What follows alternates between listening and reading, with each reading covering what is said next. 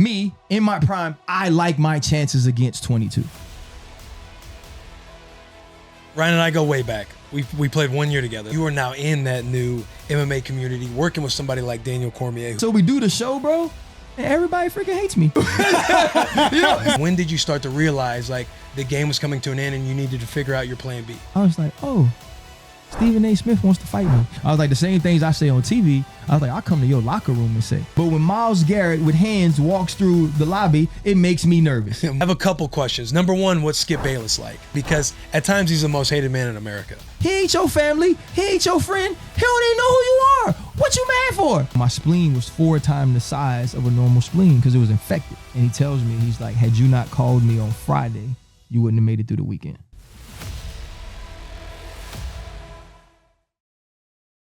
Before we jump into all the MMA, so are we ready to roll? Yeah, we're good.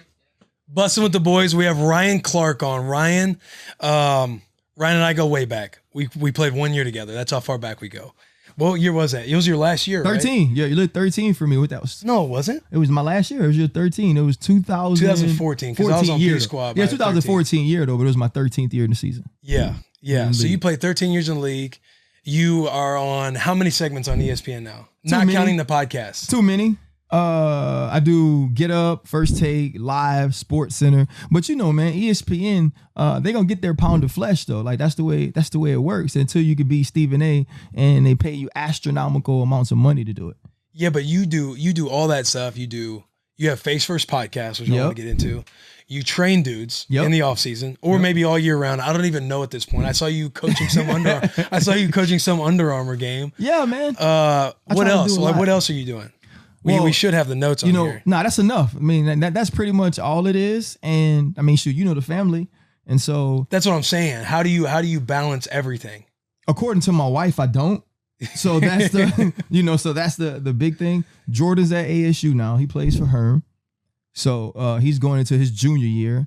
My oldest just graduated from LSU. She's about to start. She's moving to San Fran to start working and do some type of course at Berkeley. And then my youngest is a junior, man. And so now I'm about to be an empty nester, bro. And like I'm just trying to figure out like what do like normal people do, right? Because my wife wants she's like, you retired. We need to do this and like take trips. And I'm like, well, that's not really how it works for us. You know, like I'm still in this, like I'm still working. And so, you know, you do your best to balance it, man. And I'm still working on getting it right. Maybe you could help me with it because now you're married and stuff too. Yeah, but I'm not doing near as much as you. I like, it's admirable. Of course I follow you. We've been, since we played together, I followed you ever since because I feel like you were transitioning into that media world, which we'll get into. But hearing all that stuff, it reminds me of the Chevy Silverado. Do you want to hear about the Chevy Silverado? Yeah, tell me about it. Are you a big fan of the Chevy Silverado?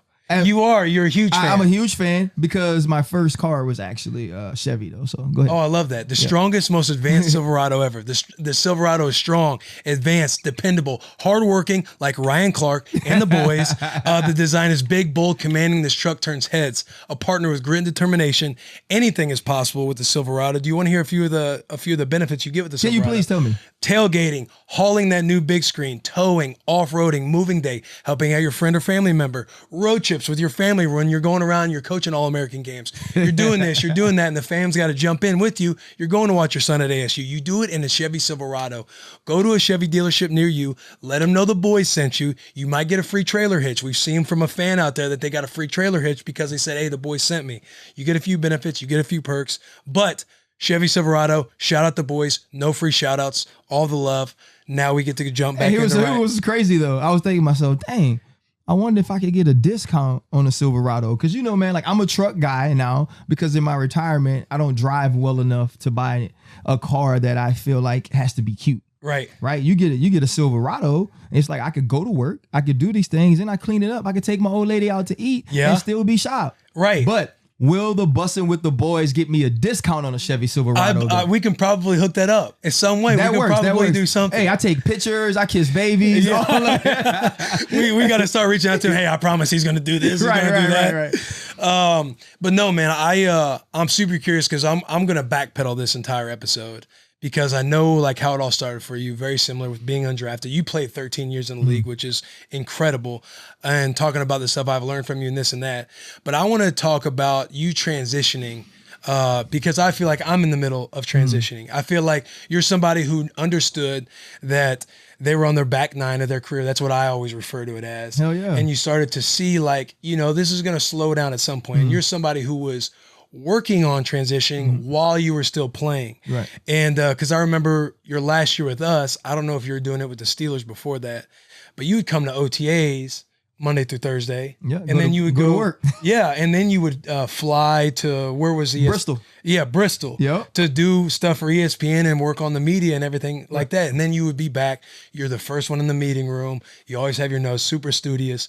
But how did you balance, and when did you start to realize like the game was coming to an end and you needed to figure out your plan B? It was probably about year 10. I think honestly, I should have noticed before that though. Like, I'm an undrafted dude. Like, I worked at LSU. I was cut after my second year and had a regular job. Like, before Washington picked me up the first time, man, I had just left Will Muschamp's office, headed back during my lunch break, trying to be a GA. But around that time, I had done some first take stuff. Wait. Being a GA, like, you were cut your second year? Yeah, so I was cut my second year. Tom Coughlin sits in front of me, bro. Oh, in the league? You were cut your second year and you had a normal job? I had a normal job. Yeah, I worked at Tiger Athletic Foundation. I was sitting on my sofa probably in like June of that year. I get a call and dude's like, hey, you want a job? And I was like, sure, what's the job? He was like, Tiger Athletic Foundation, it's like the fundraising sect of LSU. And so I started working. So I would wake up, bro. I would wake up at 4:30 every morning, get dressed, drive from New Orleans to Baton Rouge. I'd work 8 to 5. I'd work out in the weight room, which was across the way from the office I had. Then I'd drive back home, take a shower, eat, go to sleep, and do it again. I went to the office to ask Muschamp. I was like, hey, man, let me know what the process is to be a GA. I was like, I'd like to be a GA. I love football. I love to coach. Walk back in the office. Agent calls me. Washington wants you to come in for a workout. Sean T, God rest his soul, hurt his knee. Another guy tore his knee up because Joe Gibbs was like so ancient. They had a mini camp the day before training camp. Right? So, bro, come in, pass out the first practice. Yeah. Greg Williams, 40 up downs, deep ball drills right out the gate, right? Pass out. Sean Taylor comes over to me. He's like, hey, man, like, you better do something, bro. Like, they talking about getting you out of here. The DB coach, who was my DB coach in New York, goes, hey, man, if you don't do something in the second practice, that's what back when they had 2 days, they're going to bring in somebody tomorrow. I get 2 picks in that practice, right? And after passing out earlier that morning. Right. And 2, for anybody who's listening, I had the sickle cell trait. I didn't know how it worked then, but now I do. I was kind of messed up. All right. But anyway, and so, yeah, bro. And so, I make the team and, those things are going, but like, you fast forward, I do first take and I leave the meeting. You kind of talk about the notebook. Skip Bayless, man, like we're walking out of the meeting. I go in on a Sunday, watch the games. Monday, I'm going to be on the show. I walk out of the meeting. Skip Bayless stops the meeting, right? He stops everybody from walking out. And he was like, I just want y'all to know, because then I want him to say it, of every athlete or entertainer that's came here, he's the most prepared. He was the most involved. I had my notebook, everything written down. Similar to probably the way we were all preparing in football. Same thing. You're sitting there in the beginning of the meeting. Ryan, he's like the dude who comes in. Everybody knows who Ryan Clark is, but he's sitting there being like the example of what a coach wants, sitting there with your notebook out, ready to take notes. I had a lot of coffee that year too. Yeah. But so like, and that's kind of when, like I started kind of putting feelers out and seeing what I could do. Okay. Now what kind of feelers? Like what are these things that you were doing? So what I did was, did you go to those boot camps at the, no, you didn't do none of that. Okay. No, those are stupid. What I did, bro, let me tell you about the feeler. The feeler was Twitter. Okay. Right? Yeah. So I tweet year 10. I was like, man, if anybody needs an intern who's hardworking, who's looking to start a new career, hit me up. Trey Wingo DMs me. I was following Trey Wingo. Trey Wingo goes, you should intern here. And I was like, do y'all do that? He was like, no, but I'm sure they'll do it for you. The Super Bowl is in New Orleans that year. I go to the Super Bowl to work on NFL Live to kind of do a guest spot. Trey says, come with me, introduce me to Seth Markman, who runs NFL at ESPN. And he's like, Ryan Clark wants to do an internship. You should let him. He said, I'll take care of it. I work for a week. And so usually when you go there, there's somebody who basically holds your hand as you walk around, right? And you do. And so this week for me, I got my emails like every other analyst. The producers reached out to me like every other analyst. And it was basically a test run for me to see if I liked it, but to see if I was even good at it. Yeah. I do that for a week, bro. That next Monday, I got agents calling me, and one of them said like the magic phrase. They go, I think I could get you paid to do TV while you play. I said, you won. And so a little bit later, they work out a deal. And so basically, like my last 2 years in the league, last with Pittsburgh, the one with Washington, I lived off of TV money and just banked my football money. No shit. Yep. So how stressful was it going back and forth and doing both? You know what? Like, or was it not that bad? It's not bad, bro. Like, you know, you do this job, and I think it was Field Yates, you know, tweeted you that you're an excellent podcaster, which you are, and it made me kind of proud. Are you about to? Because I was like, no, because I was like, that's nephew. No, I'm saying, he said this. I'm saying that made me proud, and so, but you know, like, there's preparation that goes into this, but when you are on the microphone, you're just you. Like, even with the Silverado. You know, the Silverado ad, like you were just you. I know what the words say, but the words that the way you said it was Will Compton. Like, that's what this is. And so going up for a weekend and talking about football, which I loved, which I watched, that wasn't stressful to me.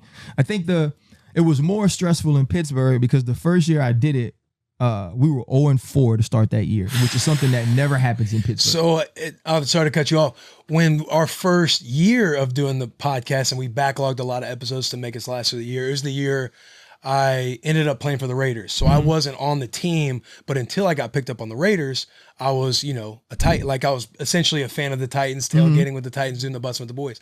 Titans started off like 2-4. Right. So every time the Titans lose, like I'm sitting at home like, fuck, man, I don't even want to post this stuff. And I can only imagine what it was like for probably Taylor or having to go into the facility and continue to kind of be out in front of it. But yeah, no, go ahead. I just kind of No, you're absolutely right. And so in Pittsburgh, you know what it is. It's one of those things. It's like, oh, you ain't focused on football. You're on TV every Tuesday, woo, woo, woo. And because it's a steel town, right? It's a town that's about winning championships, which I had already done, right? And also, too, though, like people, they tweet me that and saying that. I was like, mother effer, I lost my spleen, my gallbladder, and piece of my liver for this team, right? Like I didn't done all that.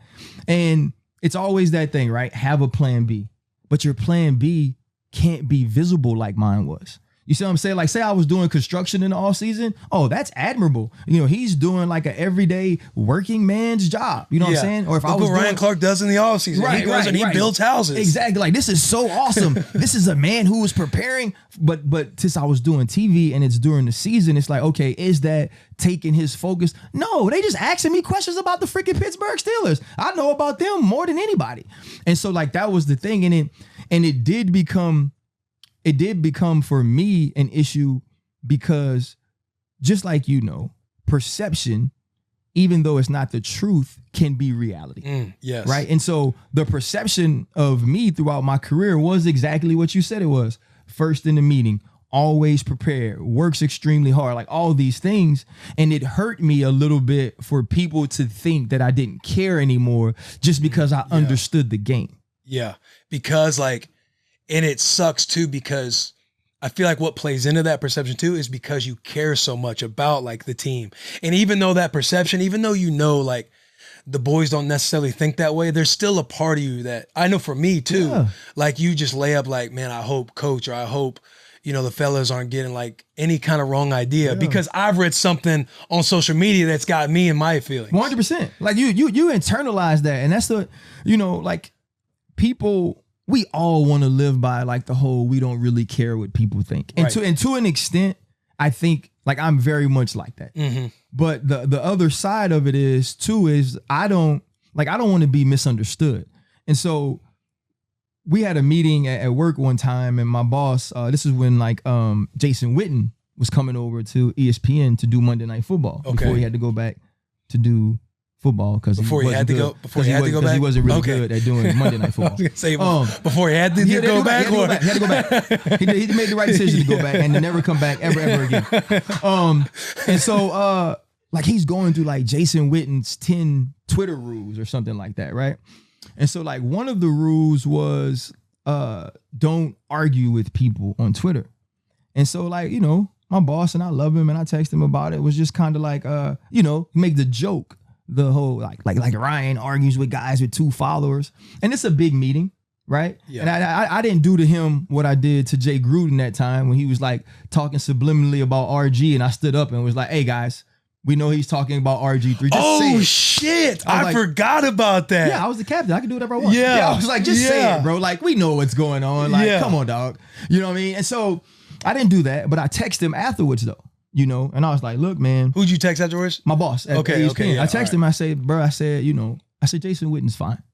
You know, I think Jason Witten, this is before he started work. I was like, I think he's a great man because he is. I've met him. I love talking to him, the things he does in the community. But I was like, I ain't that dude. I was like, I'm a fighter. You know what I'm saying? And I was like, and to have a team, like you got to have all types of people. You got to have a dude that's going to be calm and not get into arguments. And then you got to have a dude that when the arguments start, he going to be out front making sure everybody's good.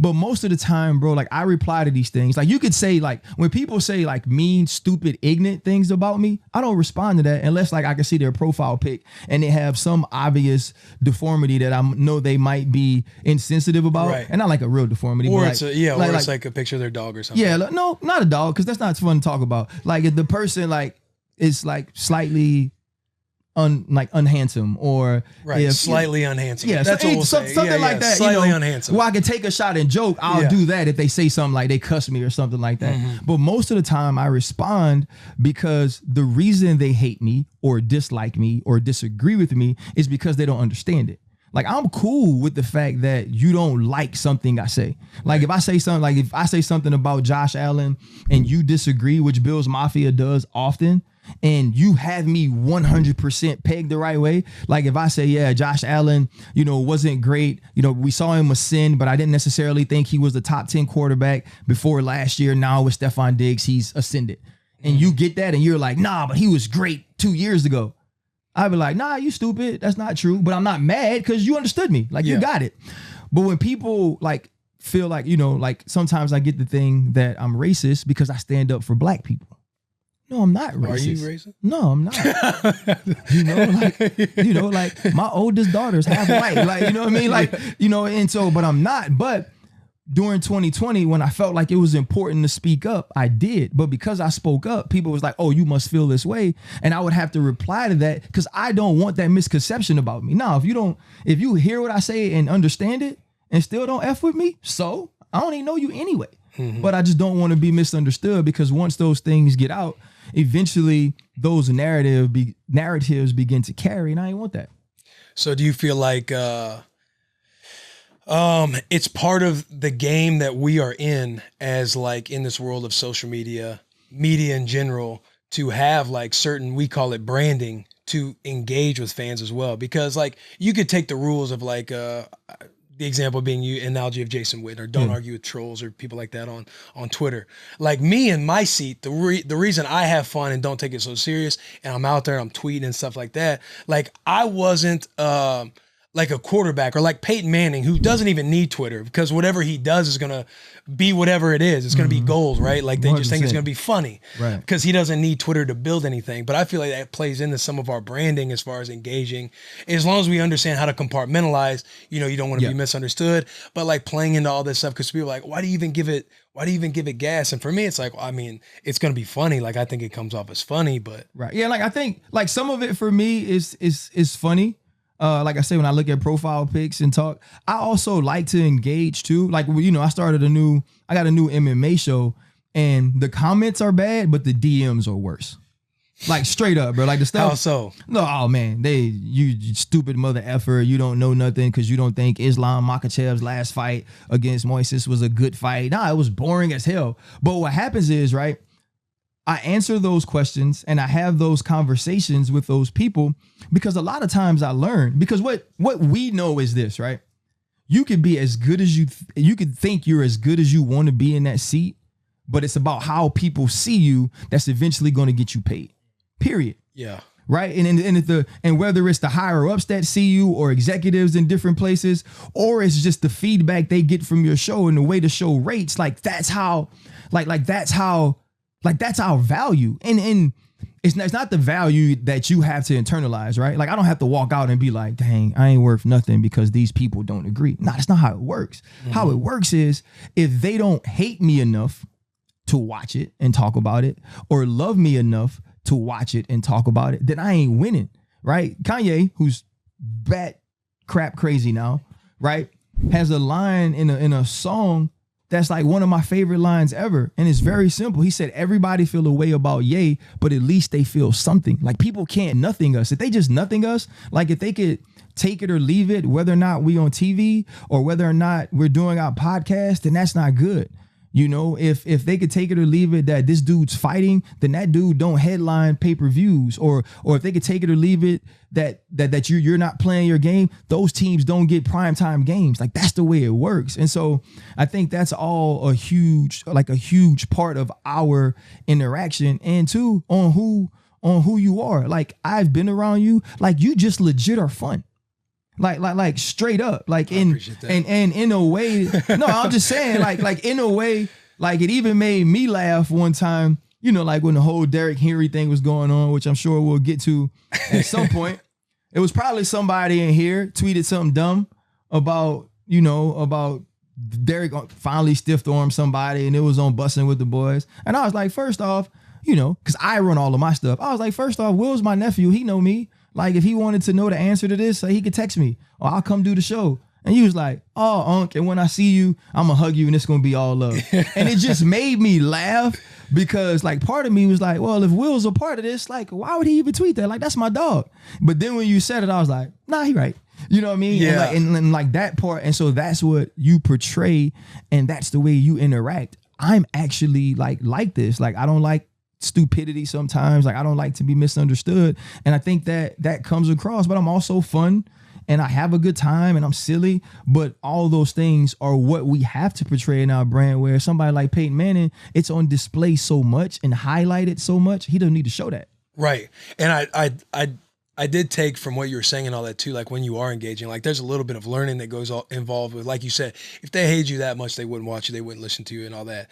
But when somebody's obviously projecting and meeting you with some kind of friction and then you talk back to them in a way that you're either learning or you're saying something, they're like, oh, you know, I didn't know you were going to respond. And the energy's obviously different, but there's something in there too about responding with like, you know, I'm not so triggered by this that I can't like get something about like, yo, where are you coming from? Or yeah, you're right. It was boring, but this, you know, X, Y, and Z.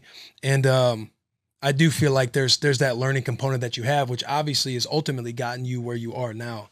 Yeah. I think, you know, the other piece about learning that I had to learn, bro, is that like I can't like Louis Riddick, right? Louis Riddick grew up differently than me. Louis Riddick has had different experiences than I have. I can't out Louis Riddick.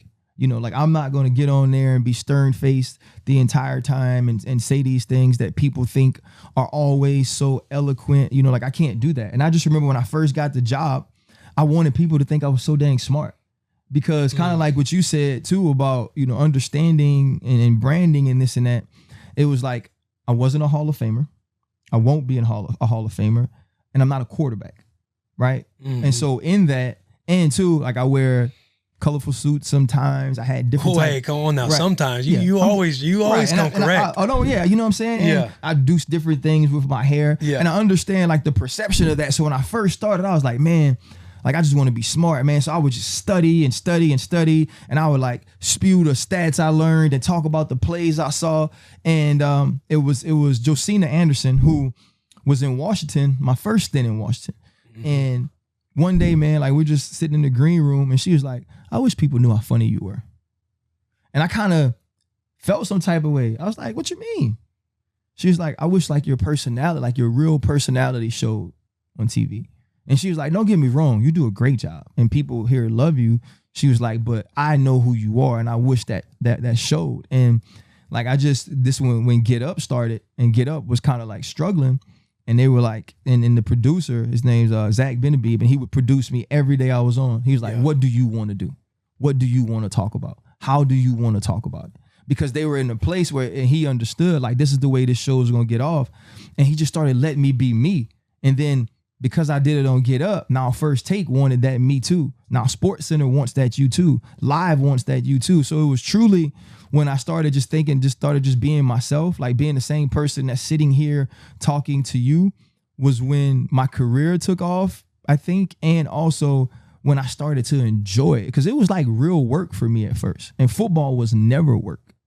And did you feel stressed, I guess, trying to be this image that you wanted to have as being the smartest dude, because you felt like you probably had to prove yourself in this world and overcome some of the thoughts that might be out there, and then finding that new voice of like balancing the humor with it, or that new personality you about to get one up? thing, bro, I'm not gonna die of stress. Like, I ain't gonna let that happen. So no, I wouldn't say I was stressed. I definitely had to think about it and work on it more than I should have been, because the personality part is truly just personality, right? And worrying about how people perceived me took away the personality part of it. And so now I still study the same way. I still focus the same way. I'm still up on on Sunday night or Monday morning till 2, 3 a.m., get up at 5 to get up. But when I get up to do it, it's not like I gotta make sure I hit this play, that play, that play. I have an overall view of what happened. I have things that stick out in my mind. And if when I ask the question, that's the first thing I think about, I'll say it. If it's not, then it's not. Like, if you ask me a question and the first thing I think about is Bilal on House Party, and every time he tried to dance with a chick, they were saying his breath stink, and then he started singing in her ear, and that's the first thing I think about. That's the first thing I'm gonna say. And if I'm on the show with somebody black, usually they catch it. If I'm not, usually they don't. Oh, they don't I'm laugh, sitting here like, and I just keep on rolling. You know what I'm saying? Hey, he said if he's not, my eyes kind of look to the right. I'm like, oh shit, this is happening to me right now. But so the thing that's happened from that though is Greeny will go, I'm sure that's funny, but I have no idea what you're talking about. You know what I mean? Yeah. And that's the thing. But I think it's also too, since I started being that way, I think it's allowed other people to kind of live in that truth. And it's helped me work with other dudes. You know what I'm saying? Like, if you're on there with somebody who's not necessarily like the most personality, then I know that day I have to be a lot of personality, you know. Okay. Or if you go on the show and you know somebody feeds off of you very well, I know that day I could throw alley-oops and they'll catch them. And that's really, I think that's really when you start to get in the sweet spot of people telling you, knowing and understanding that every time you're on a show, you make it better. Because that's the goal. Every time you're on the show, you want the people you work with, the people producing the show, to be like, dang, when RC's on the show, that's better. And I think that's where I am now. I feel like I'm learning a lot about his psyche on like going into all these different shows and everything. It's it's interesting to like listen to, just because I feel like you've had to you've grown through it all. Obviously, you've approached it the same way. You've probably, like me, is still being a dumb football player, like being a football player and carrying it over to the next world. But it's just insightful to kind of listen to, like, you know, going into these pre-meetings or thinking like finding your voice, and here's the sweet spot, and here's where I started to learn this, and I wanted to be smarter, but then I had to learn that here's how I had to adapt to bring this element to it. Before we go on to the next thing, I got to tell you about Bare Bottom Clothing. Before you pack your next trip, check out the boys at Bare Bottom Clothing. No free shout outs, boys. Their lineup of versatile menswear is perfect for getting it done this summer.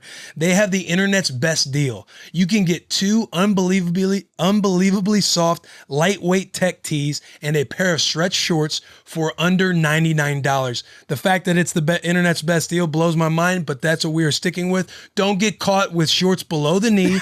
With their 5.5-inch or 7-inch seam styles, Bare Bottom has your summer covered, boys. Everything is built for value.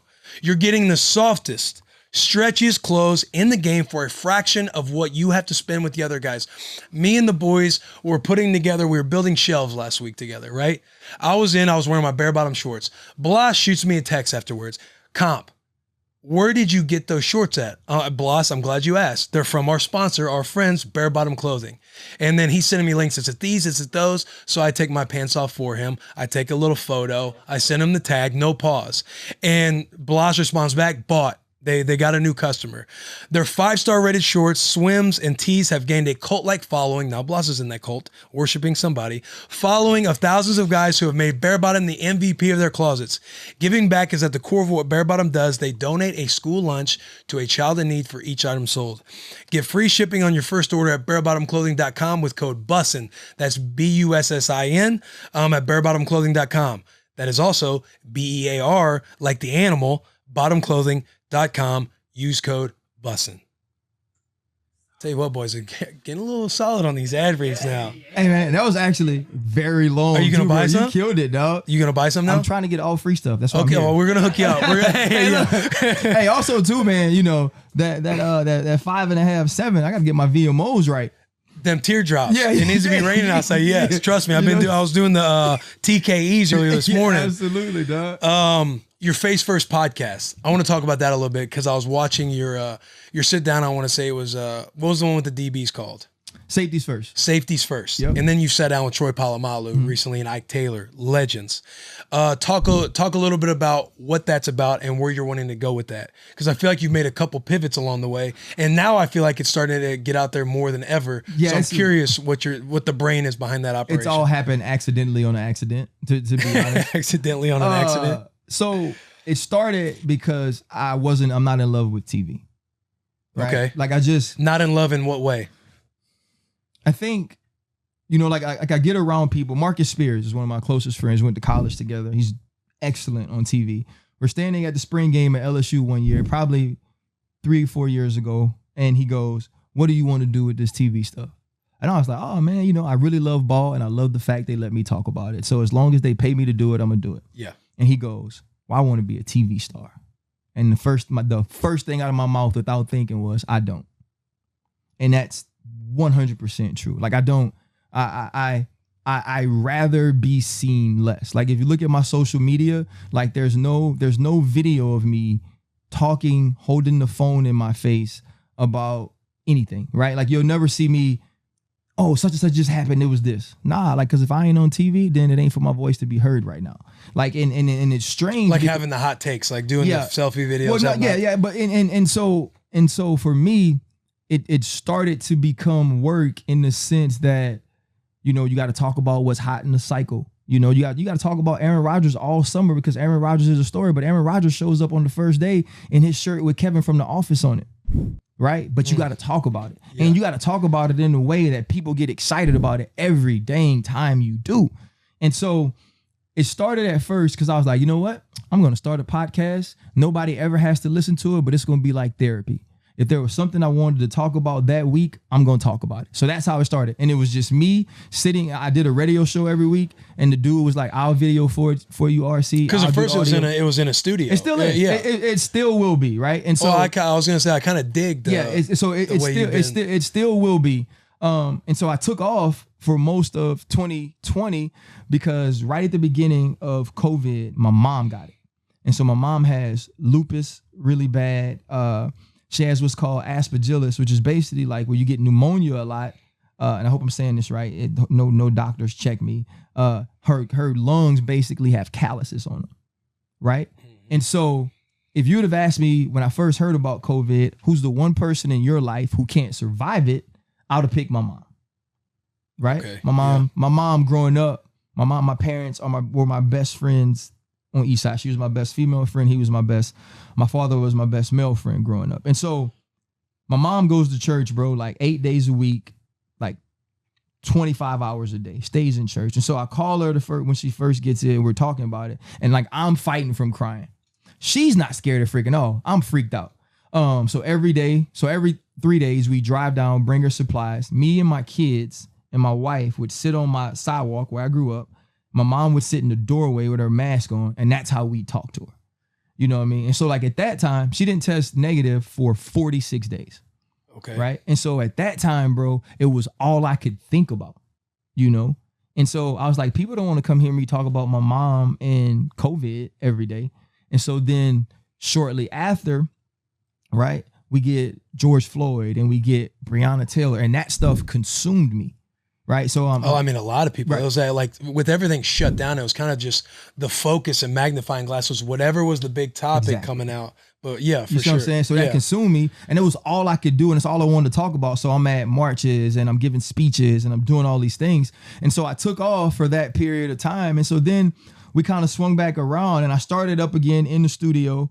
And I just started getting like these ideas of people like I wanted to put on, like people I wanted to talk to.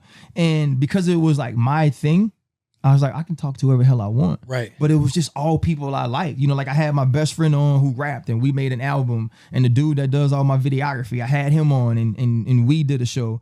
And then I did a show about like undrafted guys because we're undrafted. And I was like, it'll be cool for people to hear these stories from dudes who aren't drafted. And it was the Shazer Everett and Mike Ford, people who I train. And so it was like, I want to put them out there. I want people to see them. All the safeties that were on that show, they're like all my guys. Like I train them all. Obviously the Troy thing was kind of like the biggest thing for me. He's one of my closest friends. He's definitely the best friend I have from my playing days, and he don't ever talk publicly. Right, he's never out there unless you see a Head and Shoulders commercial. Unless you see a Head and Shoulders commercial. And you're like, oh, there's Troy Polamalu. Right. And I think, and he's like he's like one of the more naturally intelligent people I've been around. Like if he's around it and he absorbs it, he can regurgitate it in a way that other people don't think. Like on that podcast, bro, I don't know if you finished it, he talks about when he knew it was over, right? Yeah, I love that part. Just crazy, right? Like I knew it was over because Jordan had to go open the door every Saturday in Virginia for the barber because I couldn't get down the stairs on Saturday. Like that was Jordan's his son. Jordan's my son. Yeah. Like that's how I knew that. And when he said that, I was like, bro, that was like low key, like the greatest flex of all time. Right? Can you tell everybody what? So you can find this on Face First Podcast too to listen to Troy say it. Yeah, and it's on, it's on Face First Podcast. Instagram, it's on the Twitter, you'll see it. So he basically said he was in a position where he felt like he create and innovate and make moves in the defense, right? He had a job, but he knew he could switch that job and try to make a play. Go from the A gap to half field, right? Make a play. And he goes, he's like, and then I thought about it, I had no more moves. He's like, I had been in the A gap and went to the half. He's like, I had moved the D in around. I moved the nickel. I played corner. I played safety. He was like, there was nothing left for me to do. I jumped over the line of scrimmage. Right, and so I'm sitting there listening to him, and like I'm saying right, and I sound like an idiot. I'm like right, but I don't get it. You know what I mean? Like it's not processing to me that you played in such a complex defense. You've done all of these things that you truly feel just mentally. It wasn't even physically. He felt mentally there was nowhere else to go, and that was like that was a moment that I learned something about him. And like we talk all the time. You know what I mean? Like our relationship, and my wife used to make fun of us. She's like, "Oh, did you comb Troy's hair today?" Like our relationship. No, I didn't. Our relationship was one of those like really strange relationships. Like he would always go home and see his family for home games, right? And I would stay at the hotel because like the hotel is for married people, so you can get away from like responsibility. Yeah. And so if we had a 1 o'clock game, Troy would pick me up from the hotel at like 7:30, 8 o'clock. We'd go over, and guys, I'm gonna try to say this so it doesn't sound as funny. So I'm just gonna pause it now, right, for the rest of the conversation. Okay. We'd get to the stadium, bro. We'd both like get our stuff. This is a no pause podcast. yeah. Like we'd get to the stadium. We get to the stadium. Like we set all our stuff up, like our supplements, our drinks, whatever. Put our shoulder, get our shoulder pads ready. I would make a towel because I would make towels for our pants. Troy's not fancy like that, but he liked the towel. The swag rag, baby. Right, yeah. So I do my towel, I do his. We put them up, whatever. He'd read the Bible, I'd read, and then he'd like walk past you like, you ready? And we would go. They had 2 hot tubs. We'd sit next to each other, talk in the hot tubs, whatever. Then we'd shower. He'd put his clothes on. I put my. I know that's what I'm saying. No pause. Yeah, I paused at the beginning. And we shower. We get dressed. We dap each other off, hug each other, and we say, "I see you when the game starts." And like we'd separate, do our thing, and then before every game, we'd hug, we'd talk, and we say one more of many more, because that's what we started our first year starting together, and we felt like we could do that for a very long time. Oh, that's dope. Like that's what we would do. Yeah. And so like we just had this relationship that was different. And then there was Ike, who was totally different from both of us. Like we were both married, we both had kids. Ike is like this dude from New Orleans whose favorite saying is eye contact gets you instant beef. Like Ike would Ike would get into it with people during the game, and then like if he saw you in the off season, it was not over. Like we're not gonna have a drink, none of that. Like let's square up. Like that's how he is. Like now he boxes. Like he goes to these different boxing gyms and spars with people who actually box. Like that's who he is. Yeah. And so to get all those people together, man, and do that, like that was a dream for me. And I would have to text. And like Troy is one of those people that like don't ever have a phone. Like he has a phone, but he ain't worried about it. So I text him like, "Hey, bro, let's do this podcast." He'd be like, 2 weeks later, "Oh, I'm sorry, bro. I didn't see the messages. We could do it whenever." And then I text him like, "Hey, man, Ike's in." And a week later, he was like, "Okay, is Ike still coming?" And I was like, yes, Troy, we're going to be there on Monday, bro. And so we go, and that's how it happens. And so now I got one coming out this Friday with James Harrison. Oh, I saw that. You know what I mean? And it's like, and I can be honest with you. I don't know if I have a goal or even a direction. Like I have a marketing lady now, which is super weird, you know, and she's like, well, we got to do this with it and do that. And I was like, nah, I just want to do shows.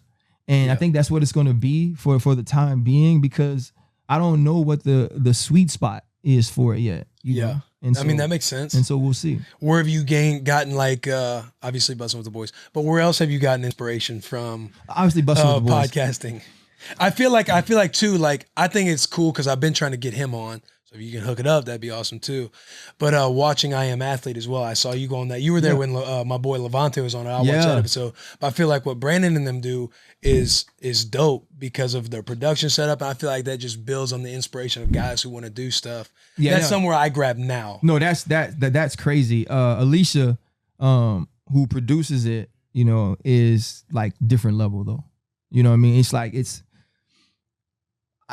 I felt they have rolling credits at the end of the show, bro. I felt super TV stupid riding over with her to do it, because she produced. So they did like a path to the draft thing at House of Athlete. You know, I trained the DBs there, and like we're going over, and she's talking about the Hard Knocks, and she's talking about the Showtimes, like 24. She did all of Floyd stuff, and the way she got to doing Floyd stuff was she did Cotto stuff when he was fighting Floyd, and Floyd was like, "Get me her," because she had me thinking that mother effer was gonna beat me. Like she's like good like that, you know what I mean? And so it's just such a top-notch team.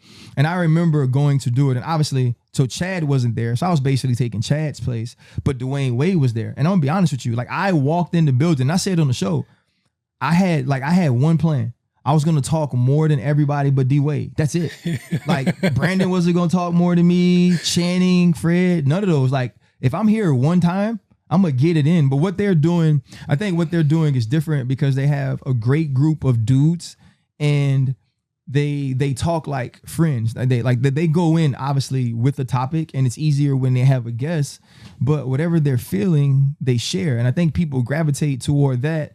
And it helps when you have somebody like Brandon who's had such public struggles with mental health. Yeah, and because he has a borderline personality disorder. Something I don't want to misquote it. So I know I've tried talking about it before too, and I'm just I don't want to go too much into it because I'm not going to do that. But you know, he's very honest about it. He's very open about it. He does a lot of service and activism with it, and so to have somebody like that who's already been so vulnerable allows the rest of the people on the show to be. And I think that's, you know, like that's a huge thing. Like I don't necessarily know if I want my show to go in that direction, because the other piece of it is like it's only me, you know. Yeah. Like it's different if you get to, and you're doing a lot of other things. Yeah, and so it's different if you get to, like, if you're talking to the same group of dudes, you know, like the thing, like you and Taylor, y'all obviously have like this great dynamic because y'all do it all the time. And then when somebody else comes on, it's like y'all too, because y'all the boys, and somebody else is on the bus, and y'all kind of let them get it, but y'all still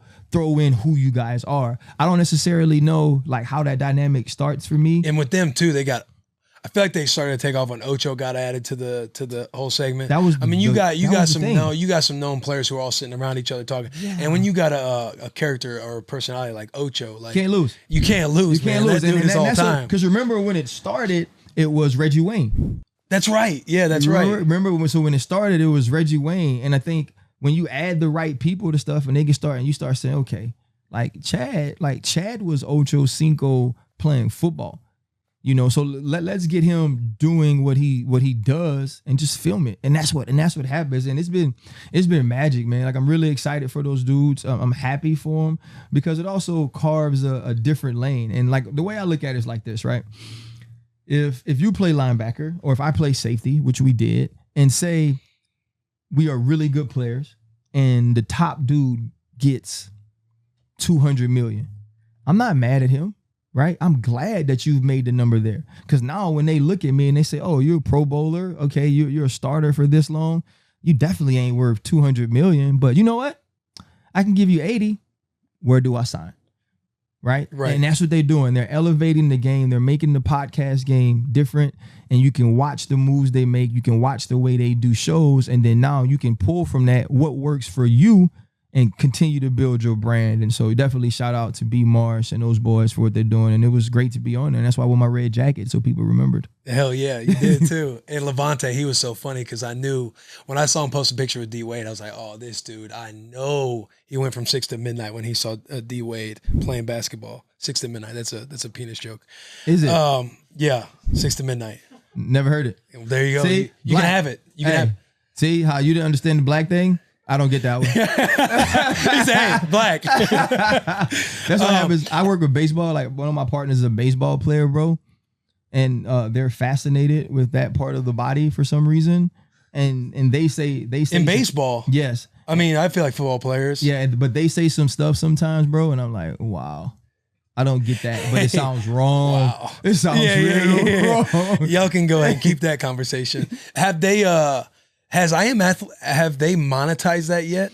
You know, I don't know. Because Brandon has big, I know he has other brands. He has big brain mentality. In long-term thinking. Yes. Because I realized he made a ton of money. Right. Enough, right. Like, because I don't know if you've ever met Quincy and Nunwa. He was a receiver for the Jets. He ended up getting paid there before he got injured.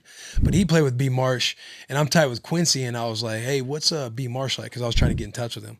He's like, bro, like he's all time. Like he's somebody who works extremely hard. He does, like when man. he get done with practice, and say he'd have a helicopter and take a helicopter to go do, TV or whatever the case may be. So it just talks about how much work he puts in this stuff, like House of Athlete, all this stuff. So I'm just curious what they're doing. Crazy. It's so crazy because he thinks we're alike, but we're not. Yeah. You know what I'm saying? How so? So I was the first one to do the TV while playing thing. He was the second. Okay, yeah. As far as paving the lane, gotcha. Yeah, and so he was like, RC, he would talk to me about it, and I would be like, B, we're not actually the same. And then like even with the gym, he talked to me about like House of Athlete like 5 years ago, and doing that, and I was like, I don't really know if I think like he has such a like I have a real like worker's mentality. He has a very heavy boss mentality. Like he likes to delegate, like he likes to create. And I like to create in a sense of I like to create for me. Like I like to feel good about doing things. Like he likes to create on such a mass scale. You like to be boots on the ground. You like to be and involved all the time. Right. And so like I think that's going to be the beauty of House of Athletes for him and of I Am Athlete, because he's not going to be in a rush. Like he's going to understand and see like this is where I want to go. And until he gets there, he's not going to do anything with it. He's not going to rush himself. And I think that's the same thing that happened with House of Athlete. Like he was building and building and building and putting in architecture and putting in and looking for the right staff and to do the right things. And finally it got to where he wanted it and he did it. Morgan Wells, who is the head of his like pro department, right? Used to work for me. And like this dude, man, had brain surgery at LSU. He ran hurdles. He worked at LSU. Then he worked at Traction for me with DB Precision. Then he went to Exos. Then he went to IMG. And Brandon was like after him. And he meant it. He was like, I'm going to get him, And then he gets him, and he has one of the largest combine classes in the country, one of the best combine classes in the country. You do path to the draft. You do all of these things. And he's so meticulous about each step that I think, he is a good one to follow, not just based on what the podcast is, but based on the business around it. Absolutely. He's smart. You can tell he's like, he has freedom about not being in a rush for anything. He also has such a no idea about NBA contracts. Hey, when he was getting dead, so pissed off. He is such a large human, bro. I know, bro. He is, like, people don't get it. Like, I got a picture with him from the And you see that he boxed. I don't know how well he boxed, but enough for me to just be like, not to fight him. Yeah, right, for sure. I'm hitting him with something out the gate. And you got to swing first, too. Yeah. But I've been talking to DC about different holds and different submissions, and that's more so where my fight game is going in my 40s. Hey, speaking of fight game, are you ready to read? Are you ready to do an ad? Do I get to do an ad? Dude, okay, Showtime pay-per-view. You get to talk about the Jake Paul versus Tyron Woodley. There it is. That's a very long ad.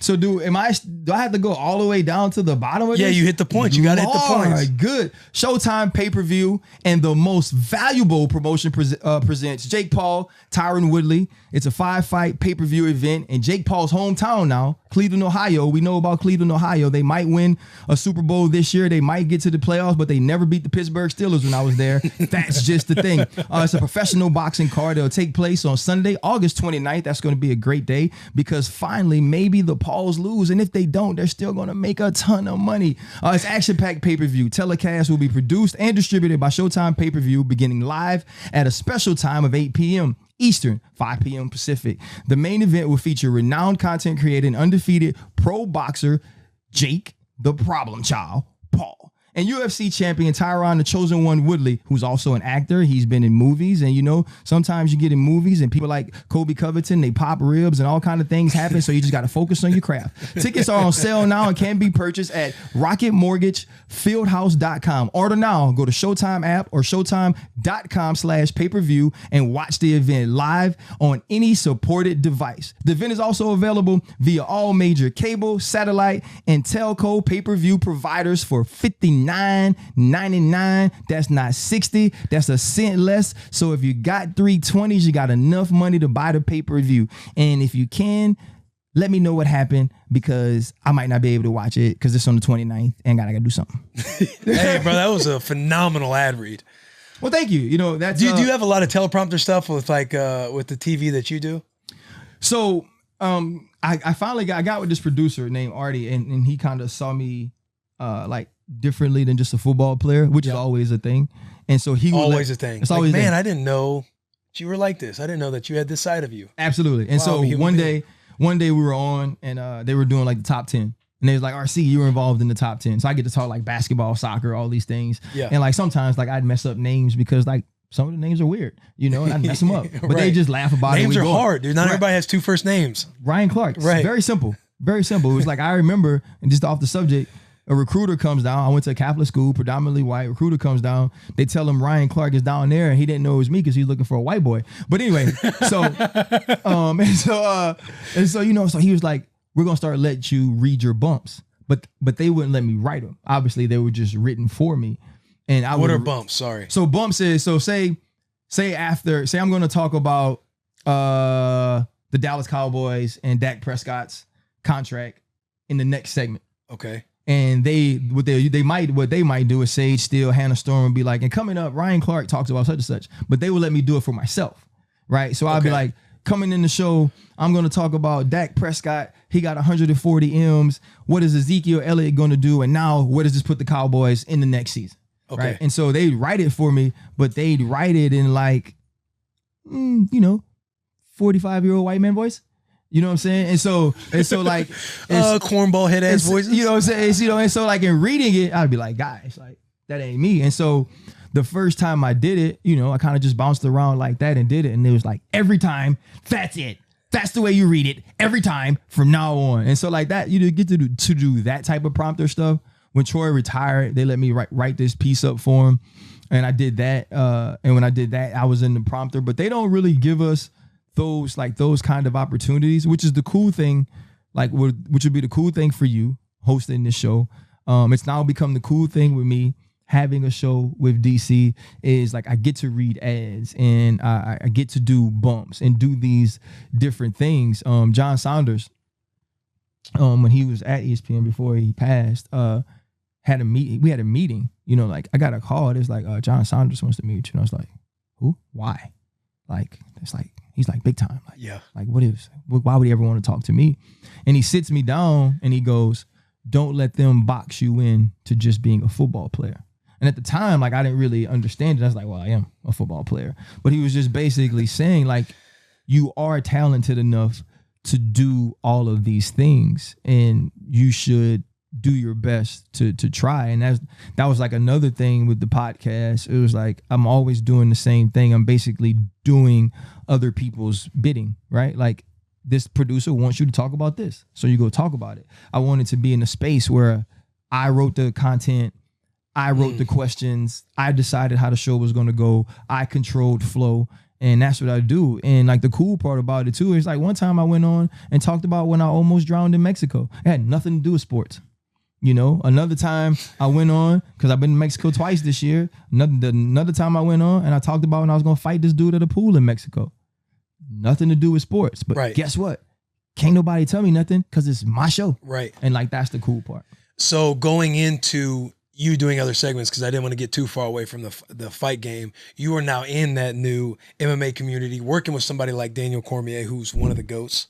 What was the motivation behind that? Like, what made you want to get into that? Is that something you're very interested in? Oh yeah, So talk about how you got motivated on getting into that, getting that spot. And then obviously now that you're in it, like battling the MMA community because you don't know enough about it because you played football. 100%. First, the first thing is I often laugh because the dude tweeting me or DMing me is probably like me. You know what I'm saying? In the sense of his fandom for the UFC. Right. You know what I mean?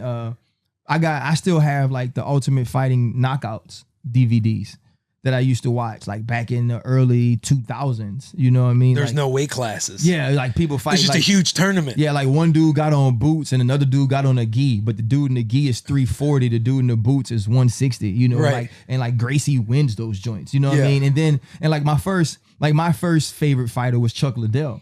And I just always thought he was super cool because he was built like that and he could knock people out. Right. You know, and so I remember like my first championship fight was Couture Liddell won and Couture wins it, you know, but then he come back and then, you know, so I just loved all of it since then and I just followed it.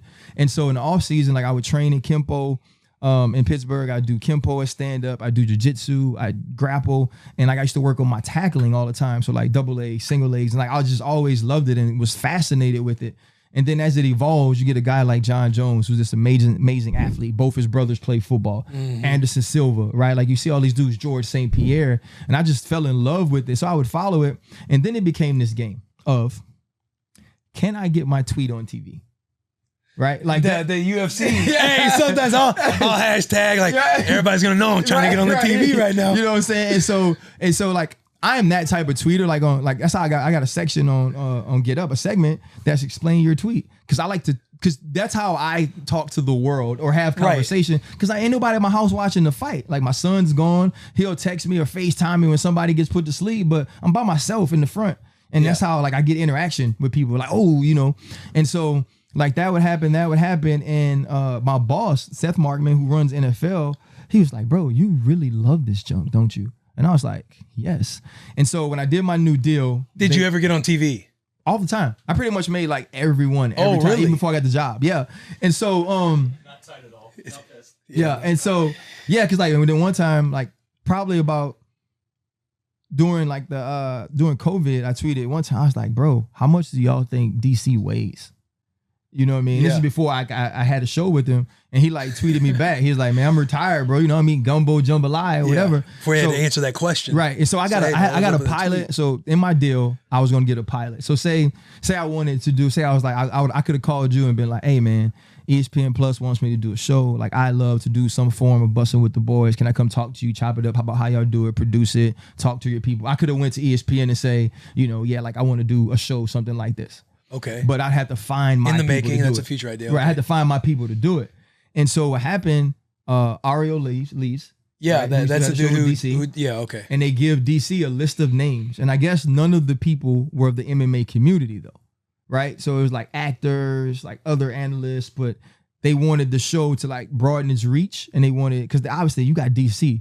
Like if you want real fighter now, like the dude does detail, like Peyton Manning does detail. He's crazy good. Right. And so I met DC probably four years ago or so in the airport. We're walking through Atlanta and he's like, Ryan, what's up? And we're talking. And like, I remember walking away and calling my son Jordan. I was like, Jordan. How fired up were you, bro? What? I was like, bro, Daniel Cormier knows who I am. Yeah. You know what I mean? I was like, he called me RC. I was like, your dad might be a star. You know what I mean? And so like he picked me, man. And my boss called me. He's kind of running down my schedule for the season. And he goes, oh, one more thing.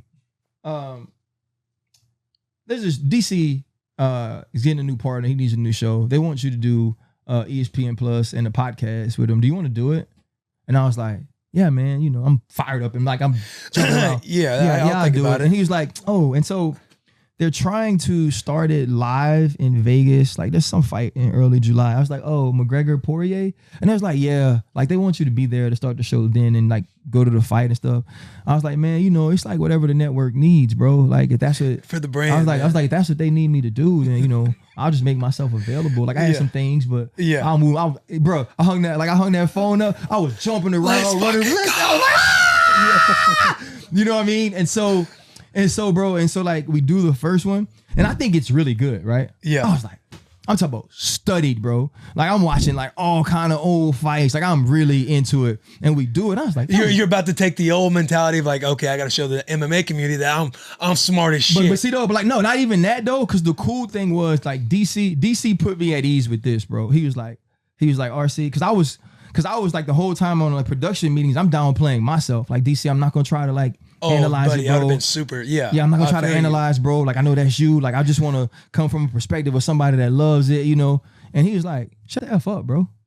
He was like, "Nah." He's like, "You coming at this from an elite level athlete standpoint."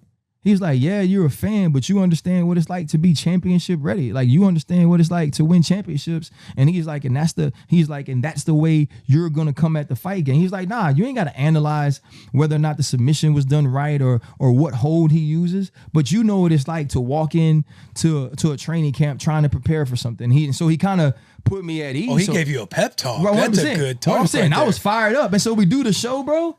And everybody freaking hates me. You know what I'm saying? Like, hey, I'm talking about Will. I walked off like, man, that joke was good, man. Yeah. Like, they gonna feel me. But then, you know, the MMA community, especially since it's going to ESPN, because ESPN is trying to broaden the reach of it. Obviously, Dana wants to broaden the reach of it. It's like Stephen A's doing it. And it's such a, like, the MMA community is almost like if Bussin' with the boys turned to yachting with the boys. Yeah. Right? Because they've been with y'all from here, right? And they're like grassroots from the bottom fans. Like when this thing blew up, like if y'all started bringing on like other people or got other people involved, like they would hate them because they would be like, that's not what it is. Right. When all y'all are trying to do is say, nah, what we have is a great thing. And we just want more people to feel it. We don't want to get rid of you. We always want y'all. You know what I'm saying? Yeah, we the garage band. And just because we selling out arena, we not going to change our music. It just means that you got to buy your ticket earlier if you want to get as close as you got to us in the other arenas. And that's kind of what we're trying to do. Shout out to tier ones. That's a good pep talk for the tier ones out there. That's like our elite level fan base. Wolfpack tier ones, whatever. Well, some of your tier ones when oh, buddy, trust me. Anytime I'm like, yo, I got the boy RC coming on, I'm just thinking like, whenever I drop it, I just know because the majority of our greedy tier ones are Titans fans. Bro, you know what? So hang on. Do we need to get an ad before we talk about this? Yeah. Oh, the cliffhanger. I love it. All right, now that the world's opening back up, so many new thrills are on the horizon. And whether you've been in a relationship for years, or just getting started, or are getting excited to get back out there, meet new people, and when the moment comes, you want to be ready. Roman ready. Go to GetRoman.com/Barstool now to talk to a U.S. licensed healthcare professional. With Roman, you can get a free online evaluation and ongoing care for erectile dysfunction. I know RC, he talks to me about this all the time because he's getting older. He's married. Oh, hey, all from the comfort and privacy of your own home. Roman ready equals confidence. You're confident, RC. The confidence that you can now rise to the occasion in the moment. We're looking at the Summer of Love 2021 version, Ryan, and Roman wants to make sure you can participate in your way, whether that be as a single person or a couple who would still rather stay in with each other. A U.S. licensed healthcare professional will work with you to find the best treatment plan. If medication is appropriate, Ryan, it ships to you for free with 2-day shipping. The whole process is straightforward, convenient, and discreet. Getting started is simple. Just go to GetRoman.com/Barstool and complete an online visit. Take care of your ED without leaving your house. Complete an online visit today to connect with a U.S. licensed healthcare professional and take care of it. Go to GetRoman.com/Barstool today if you're prescribed. Get 50% off your first month of ED treatment. Make sure you're ready to have confidence again, Ryan, and control this summer. The Roman ready way. So then the whole time you're reading that, look what I'm thinking. All the tier ones are going to be like, yeah, that's probably why you said that about Derrick Henry, because even Will said it. You have erectile dysfunction. You have that ED. I mean, he's just bottling ED. He's projecting. Right. So let's get into it. You had some comments about Derrick Henry last year. I'm going to need some memory. There we go. Derrick Henry doesn't run over anybody close to his size. ... I assume there's some more context in there. That's usually what that means. Has late play bravery. Now, I'm gonna step back. I was on the team, you know, in my head, like, okay, we were gonna humble the Steelers, which we showed up in the second half. Almost did that. We didn't show up for the beginning of the game. Rebel told us that after the game that we should have beat him, so I believe him. But go ahead. I'm gonna step back and I'm gonna let you take this quote. Yeah, and so here's your rally cry for Pittsburgh Nation and try to get everybody riled up. They loved it too, bro. I know they were so fired up. Gosh, that was such a great play by me. Such a great TV moment. So here's the thing, right? In sitting in that seat, it's very hard to get away from who you are, right? You play with me.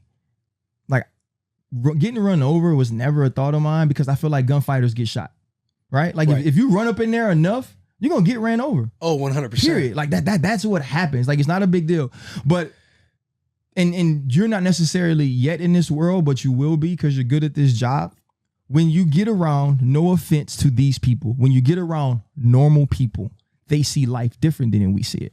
You know what I'm saying? So that whole time I had been in meetings with people all week that just talked about Josh Norman getting stiff-armed, right? And just from the plain football perspective or the physical perspective, one dude 6'4", arms like Giannis Antetokounmpo. Bro, he is any photo he has. I'm just like, how does this dude get bigger? Right, 100%. Like if you can't, your arms ain't longer than his, you ain't stronger than his. You're gonna get stiff armed. Like getting stiff armed is not to me necessarily as physical of a play as the common world makes it.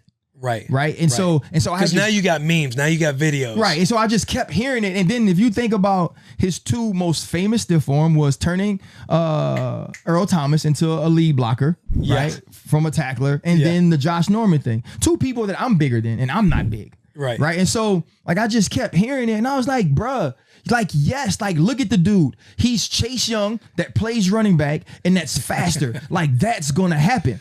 Right. But when I watch Derrick Henry's run style, right, his run style is straight up. Right. And so there are people I have lost to in the open field. You know what I'm saying? Like I've been in the open field. Like Ray Rice ran me over one time in the open field and I grabbed his leg and like held on. Did you make the tackle? Yeah, I made the tackle. But then he walked over to like the crowd and he's flexing and I'm pissed off just cause like, I'm like, bro, you understand football. You know what this was. I had to break down. I had to break down in the middle of the field. I still got you down. You supposed to score. In practice, you're getting hyped up. Right. Like defense, like, yo, let's go. Right. And so we get to the sideline of that play. I'm going off subject here. I'll be back. I don't know how long I got. Right. So we get to the sideline. And I tell Vince Williams, I was like, I need you to give me a small space. And he's like, what are you talking about? I said, if I'm inserting in the run, I need you to make sure that you have your blocker in the place to where Ray Rice doesn't have a long way to go. And here's why I say that. That's the right man to talk to. Right. Vince Williams, heavy. Yeah, exactly. So, but here's why I say that. I feel like that in that moment, right? In that moment where I know you only got one spot to go, I know you only got one spot to go. There's only one way out of there. Like you got to go through me. And in my 13 years of NFL football, I've never lost that play. Ever. You can look it up. You can go try to find it. In 13 years of football, a small space, you ain't got nowhere to go. I ain't gonna never lose that play because I'm gonna put my hands behind my back, jump off 2 feet, and we ain't gonna stop till my face mask hit your face mask. Period. Right? And so like that's the way I see football. He's getting fired up right now, boys. And in that way of seeing football, right? Because you get all the tweets of Tennessee Titans fans. Me, in my prime, I like my chances against 22. Right? And all I said that week was in that moment, ever seeing him in that moment against people his size, I haven't seen him drop a shoulder and run through people. But yeah, when he get back there by DBs, hell yeah, he tossing them. Like that's the thing. And this is not for me. What camera I'm looking at? I think Derrick Henry is a great running back. He's one of the top running backs in the league. Yes, I can say that and still believe all those other things I've said are true.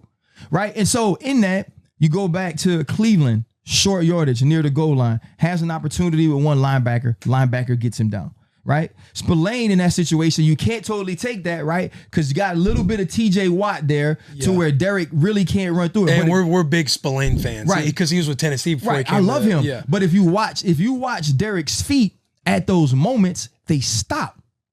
Right? It's not one of those situations where he gets in that moment and it's like, nah, it's time to accelerate through this guy's chest. But yeah, if I got you off to the side and I can get this long ASS alien arm on your chin strap, on your chin, on your face mask, I'm finna toss you. Yeah. And so what I said about the late play bravery was so much of like the safety in me just being tired of hearing it. And to my fault, right? To my fault, I shouldn't have done it that way. You know what I'm saying? Done in what way? Like the way, like I did it in the way I do TV, right? I did it in talking like this, but I felt like it made it. You talking about making it theatrical? Yeah, which is part of TV. I mean, you played for the Steelers. Like it was two teams. What are our records? We're both undefeated. Oh, it's a huge game. And so it was a huge game. Right. And so, but like I'm on TV though, and like Stephen A. and Max are like talking to me like people should be scared of Derrick Henry. And what I was trying to explain is no, you should be scared of Derrick Henry.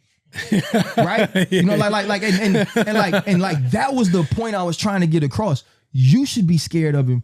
I ain't scared of him. Like when John Jones, when John Jones, I forget who, I think it was at the Francis beat Stipe, right? Mm-hmm. And John Jones puts out this video and he was like, y'all saying like I should be scared of Francis Ngannou. He's like, you probably ain't John Jones. And I felt that because you know why?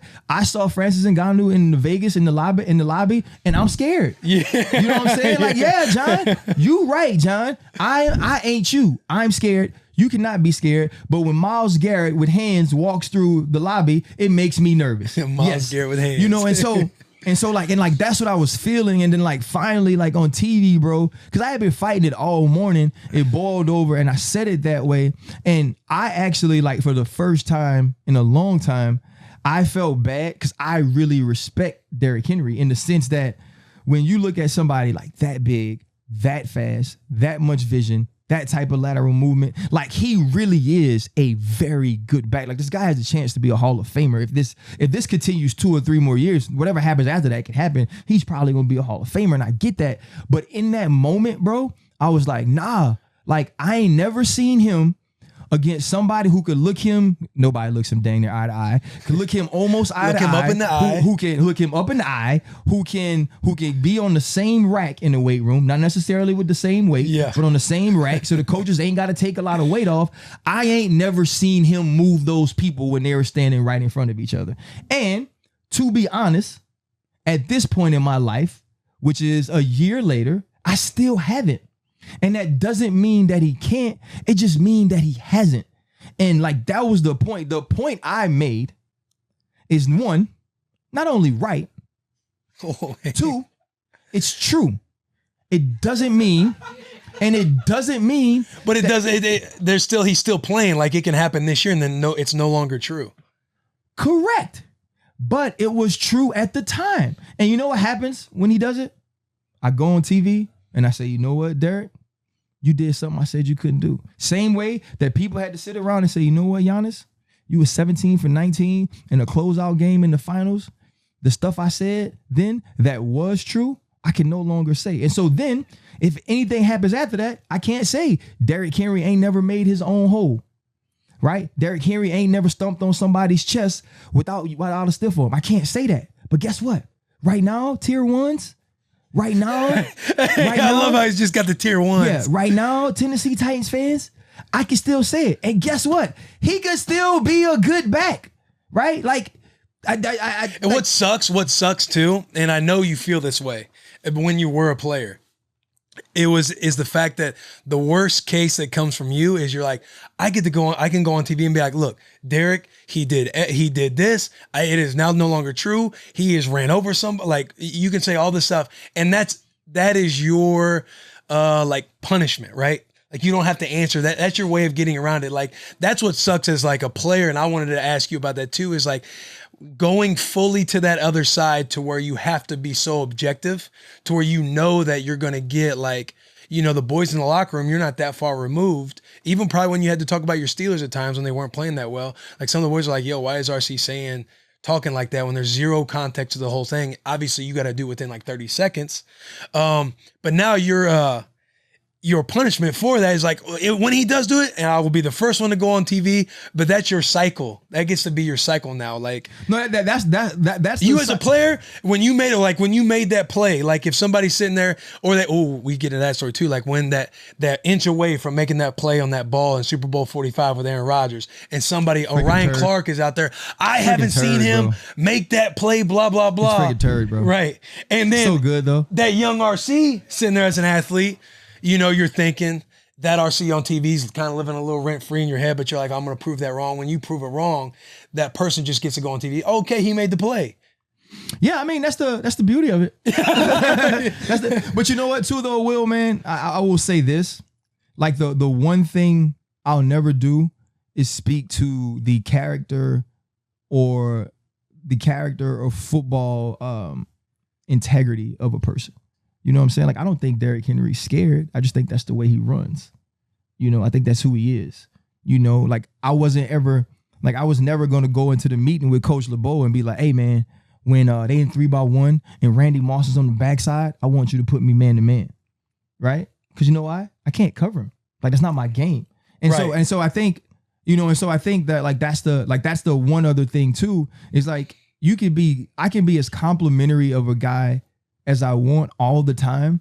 But if something is true to me, right? Because let's not say it's true. If I feel like I've watched enough film to be able to make a statement about the way someone plays and his fans don't like it, then you can never be right. Also, too, not only is that the punishment, you don't get to come back from that, Will. Right? Like even now, like when I said, like I got a whole thread the other day, Derrick Henry stiff arming people his size. When one, I know he stiff arms people. Like that wasn't my comment. You know what I'm saying? Like that wasn't like, I get it. He can do that. Nah, I'm talking about face up, me and you, like, you know, and so like we're in a position where if you don't say good things about everyone all the time, you can't be loved by everyone all the time. Yeah, that is true. Dan Orlowski, making everybody who happy. Is super smart, sent me a text, me and Marcus Spears actually, and he was like, you know, man, he just said, and I hope Dan doesn't get mad about this, just saying like, I love the way that you guys aren't scared to be wrong. And like, I didn't know how to take it at first, because I was like, is he saying I'm wrong a lot? You know what I'm saying? I was like, dang, Dan, do you feel like I'm wrong a lot? And but Dan's a sweetheart, so I didn't take it that way. And what I told him is this: I was like, one, we are constantly trying to be prophetic about other adult people, right? We're trying to predict the future many times of what's going to happen. I said, you can't be right. Like, you just can't. I said, but here's the thing. It's okay to be wrong. You just have to have a good reason for being wrong.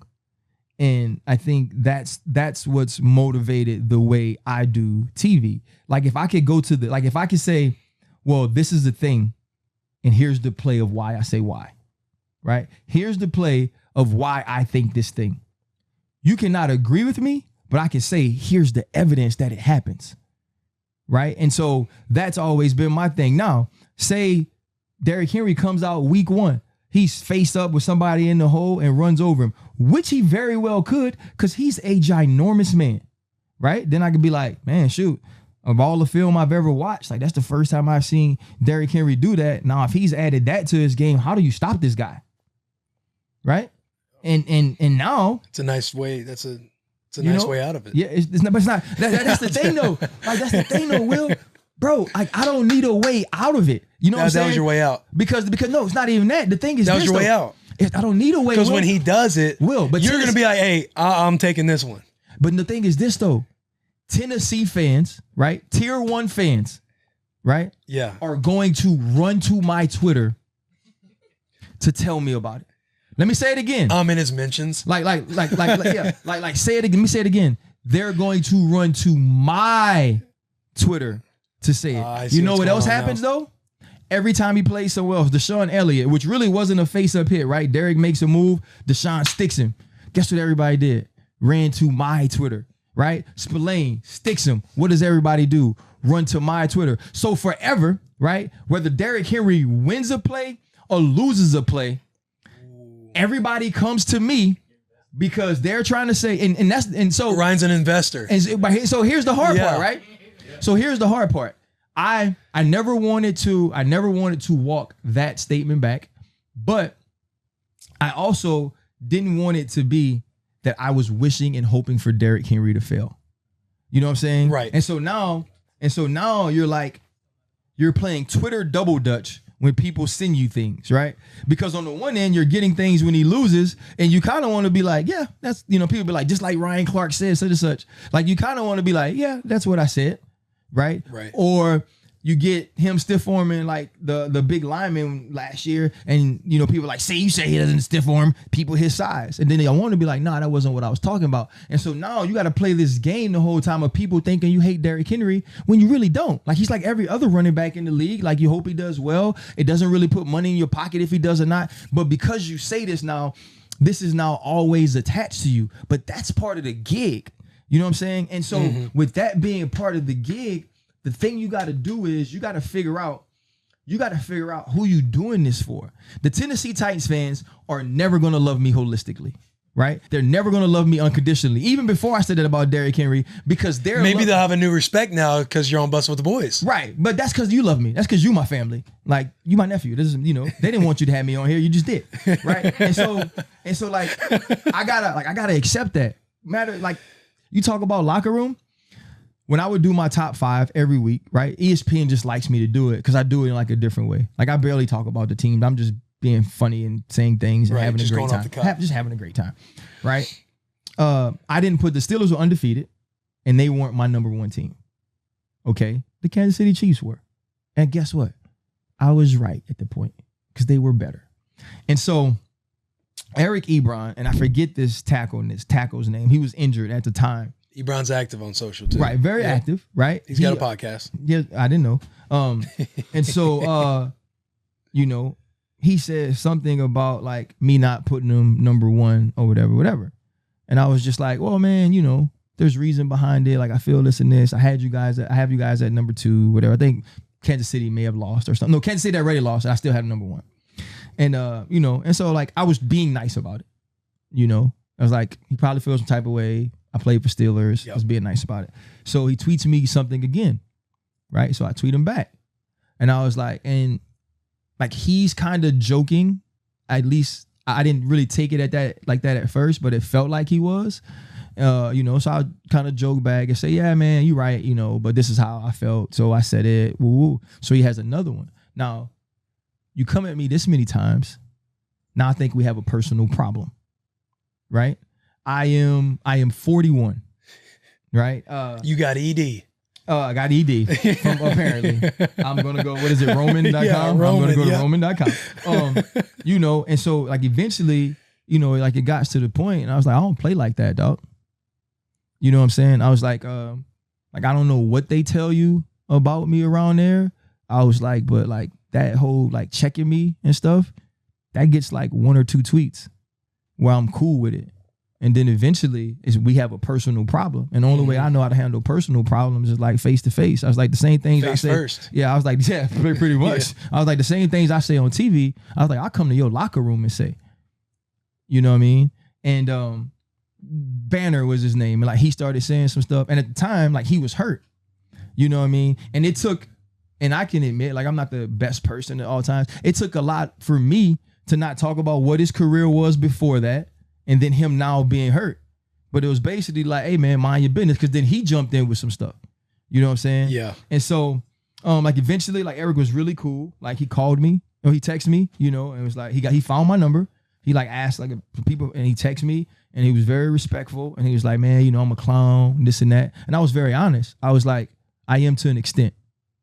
I was like, when you start coming at me in like that public forum, like I address it in that public forum. And I'm me every day, all day. Like that's who I am, but those are the things like you deal with as a player. Like when you talk about your former team, it's like, whereas talking about the Pittsburgh Steelers in most of the time for sure, in unbiased fashion is great for my job. It's great for ESPN. It's great for how people see me. Right. But actually in the building, it's an issue. Like I get all the time from Steelers fans, why don't you ever support us? Why don't you cheer for us?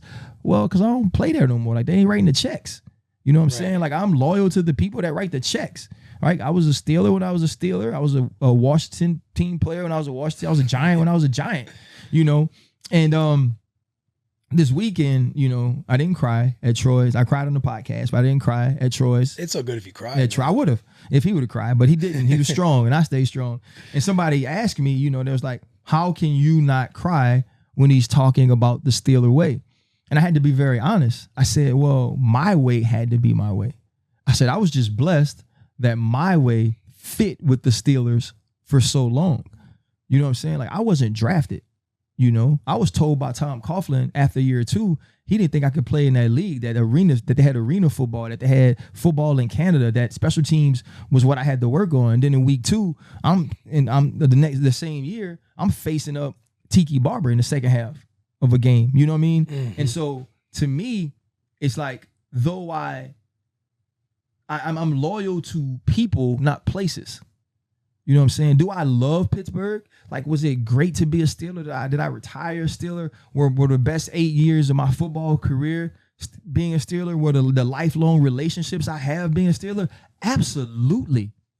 Right? But when my people are gone from that place, I don't owe that building anything. What I owe that building is the same thing I owe all the other 31 buildings, is to assess them fairly based on what they do as it pertains to football. And I dealt with that with Antonio. I deal with that with rankings like that. That's just what it is. And oh yeah, I remember the Antonio stuff. Yeah, and you know, and so man, like that's the thing about the job, but that's the thing about life, man. Like when people don't get that the reason a lot of this is addressed or people say things is because like when I do TV now and the way that I do it, like that's really me. You know what I'm saying? Like I'm not a caricature of myself. Like I don't go on TV and act. Like I'm not on this bus like acting. Like this really is me. And so the way that people perceive this is the way that people perceive me. And in a lot of ways, like that authenticity is what's made me successful now. But it's also the thing that makes you vulnerable to critiques. Because if I know I'm lying, you can't hurt my feelings. You know what I'm saying? Like if I know, like if I go on the show, bro, to say something that I don't believe, which I have sometimes, you know, like you go on First Take and you get the little sheet and they'll be like, Max is going to say this. This is Max's answer. They don't tell you like what they're going to say, but they'll be like, no for Max. Yes, for like Stephen which A. side to play on all the right, like and they'll do that, and like I may, like if I'm in a situation to where I'm not attached to an answer, I'll just answer differently, and understand why I'm answering that way, have great reasoning for answering that way, but not really be attached to it because I'm like, well, I could have answered that question in 4 or 5 different ways. Mm-hmm. I just chose the one way that was different from those two because it would have been boring as hell for me to be like Max. So I agree. Now, there's some things I'm so tied to as an answer and that are so much a part of me, I can't do that. Like you just gonna have to have a boring ASS show, right? Or like even like during the Kaepernick stuff, when I was working, there were so many production meetings where they would say, "Are you gonna say that on TV?" And I used to be like, "Hell yeah!" And they'd be like, "We're not gonna ask you." And I got it, right? Because it was not that didn't just save the network. That saved me. You know what I'm saying? Like when I wore a Kaepernick jersey on Mike and Mike the week after Greeny wore a Trevor Siemian jersey, and I got a call that said, you can't do that. I said, well, why? Right? I said, Greeny wore a Trevor Siemian jersey last week. I figured he wore a jersey of a quarterback he liked. I'd wear a jersey of a quarterback I liked. And they were like, nah, but you know what it means. I was like, I absolutely do. So tell me that I can't wear it because of that. You see what I'm saying? Yeah. And so like, but that was me. Like that wasn't some dude playing TV. I did that as Ryan Clark. You know, like I had to ask my old lady before I went on, like, I don't know how this is going to play. Are you okay with whatever happens after this? You know? And so though like the media thing, man, is like super cool. You going to like, you have to find a balance of like, what part of the game are you willing to play? And I think they eventually get to the point where they know like you want what's best for the team, but you ain't playing the game. And I think that's the best place to be in. Like they know I want to do entertaining, great TV. They also know I don't want to do TV to make friends. You know what I'm saying? And I think once they get that, they respect you so much that they take care of you, which is kind of where I am. And that was well said. Thank you, brother. Georgia Boot is America's hardest working boot. And for 80 years, Georgia has been making boots that work as hard as you do, even if you live in Louisiana. Tough enough for your job, cool enough for everything else. Georgia Boot makes super good looking and super comfortable boots, so comfortable you never want to take them off. These boots will hold up in any condition without sacrificing any of the comfort or the style. Great looking boots that are wildly comfortable at a price you can afford. Every time I wear these boots, people ask, yo, Comp, where you get these boots from? Right when Ryan walked in, he looked to the left, he saw the boots that Georgia made us, and he goes, Comp, how do I get these boots in my life? I'm going to tell you, stick with me. Whether you're working on your feet all day, working around the house, grilling out with your friends, these boots won't sacrifice, again, comfort or style. Georgia Boot offers the best work boots, wedges, loggers. Whether you need a waterproof boot, steel toe, soft toe, square toe, Met Guard, non-puncture, shank, non-slip sole, they've got literally all of them. Head over to georgiaboot.com and use code BUSSIN, BUSSIN, for 20% off the hardest working boots in not only America, but the world. Dude, what time are we at? And I feel like we can talk. I feel like this could be a Joe Rogan pod. I feel like I could talk to you for 3 hours. Obviously I can't. You got places to be. You got people to see. I have a couple questions. Number one, what's Skip Bayless like? I'm sure a lot of people probably ask you, but I just want to know. I will tell you. Earlier when you said Max is going to play into this one, Bill, like you essentially like they see that they're building like characters, kind of like maybe WWE in a way. Like they know Skip could be the villain. Skip kind of knows what role he's in, but I want to know what's this man like because at times he's the most hated man in America. So I'm probably about to be hated. I really, really like Skip Bayless. I feel like that's consensus because why else would he be? Yeah, I like working him. with everybody. I like him just because too, like he's more he's quieter, more soft spoken away, but a true wealth of knowledge though. And he was one of those people that like because it's such a competitive business, you know. Right. I feel like everybody feels like the 10-year vet who plays the position the first rounder just got drafted in. You know, I feel like a lot of people feel like, man, I can't really give you these things or tell you these things or give you these flowers in front of people because that may infringe upon what I have. I think he was so secure in what he had built that he was always willing to like have those conversations, always willing to, you know, help you out and help you understand parts of the business, bring you in to the show. Stephen A has gotten a lot like that too. Max from day one has been one of my favorite people. And I think because he's kind of like Max is exactly like he is on TV. Skip was harder though, right? Because you had this picture of who Skip was. Mm-hmm. But you also have to remember the first thing he ever said to me or about me really, other than hello, I'm Skip, was I just want everybody to know of every athlete, of every entertainer that's ever come in here, Ryan Clark's the most prepared. You know, so we started on such a good note. And did he ever talk shit on you before you got there, like as a player?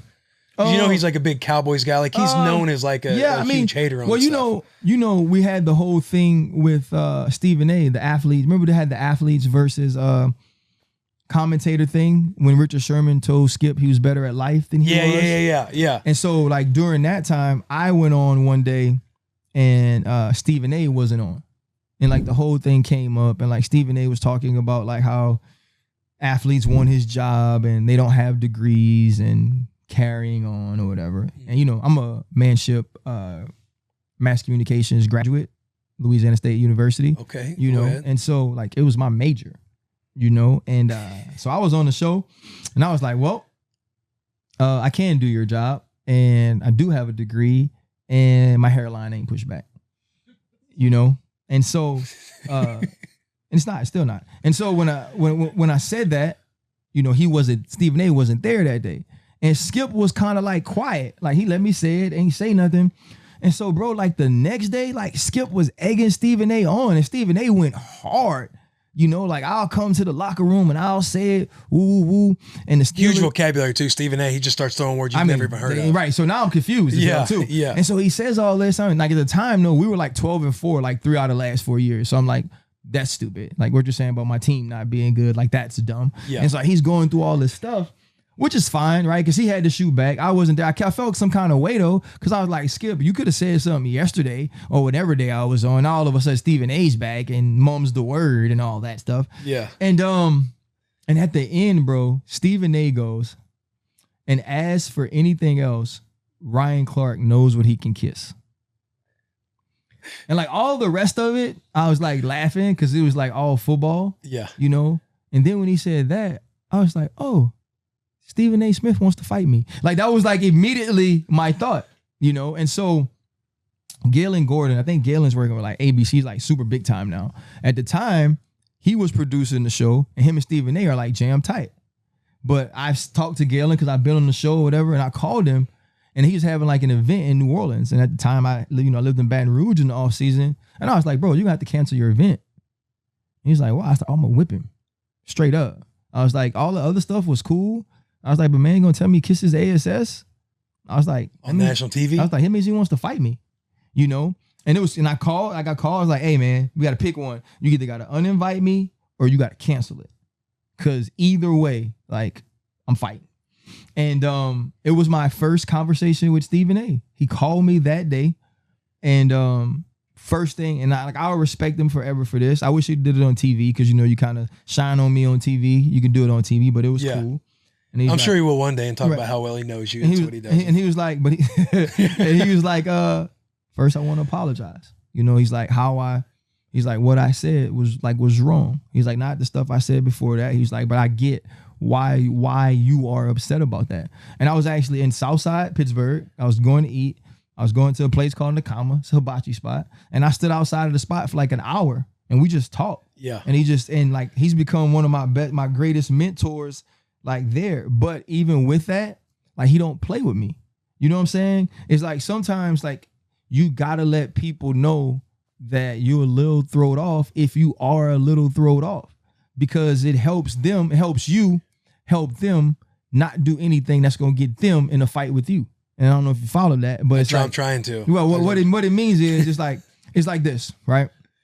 If I don't want to fight Will Compton, right? But I know that there are things that would trigger Will Compton to fight me. You know what I'm gonna do? I'm gonna make sure I don't do none of those things, right? Because I know that he'll click out and we have an issue. Now, if I like with Ike, if you look at him the wrong way, right? Yeah. Anytime I see that with like a teammate, I'm just like, hey man, like what kind of life have you lived to feel that way? I actually felt that way. Like I went to Abramson, bro. Like that schools no longer exist in New Orleans. That's so yeah. Like he played, and I played DN, and he was 140 pounds in high school. Yeah, and he ran 4.2 though at pro day. So that's crazy. They played D in high school, and so man, you know, and so like that's been the crazy thing about TV, man, is like understanding that some of these guys who are just really good at their jobs aren't necessarily those same people. Like if you watch Skip Bayless now, what I think he's done a great job of is he understands that Shannon Sharpe has a certain following that he brings to the show that's good, a certain charisma, a certain it factor, right?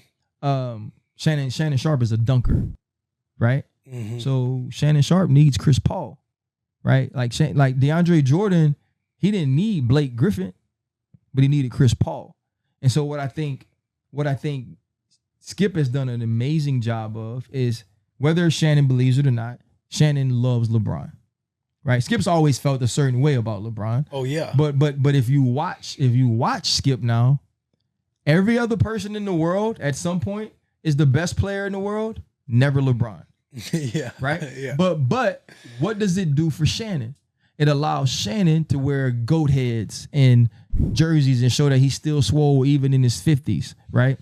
And so in truth, Skip has kept himself relevant by saying things even we don't think he believes in a way that makes us think he might believe it. And now that's the whole thing. It's like a mystery. It's like, how does this dude continue? Because you like, ain't no way. You like, bro, he won the 4th one. Like it's the 10th one. Come on, bro. Like especially when he dies on the hill for the Cowboys, but you can't at some point see some kind of light with LeBron James. Right. And so I think like because he has done that and he's stuck with that, it's now created this persona or this aura that you love to hate. And so in truth, guys like Skip, guys like Stephen A, like they're really media geniuses in that they've mastered their craft, which is the job that I have not mastered and probably will not. But that's just the thing. But I think, man, too though, one, whenever the Mount Rushmore swings back around, I just want to be Mount Busmore. Mount Busmore. I want to be one of the 27 people you mentioned, even if not one of the four, that makes it, because we all know how you do that. Yeah, I forget who I was talking to the other day, but it's like, hey, it's Mount Busmore. I can have as many people as I want on Mount Busmore as possible. Yeah, because it's not actually Mount Rushmore. It's actually not presidents. And so, and what was great about it is I could tell your good guy came out in you. Oh, right? I know, dude. It's something I battle. Are you talking about like mentioning pretty much everybody? Yeah. Yeah, and you don't want to fucking. Somebody was like, when I was on the Ernest pod, and he's like, "You did Jelly Roll wrong," and I'm thinking, "Yeah, I did Jelly Roll wrong. I fucked up." But the thing is, though, who are like truly? Give me the best 4. I want the best. There we go. Now 4. You want it. Now you want it for real. Right? You've had time.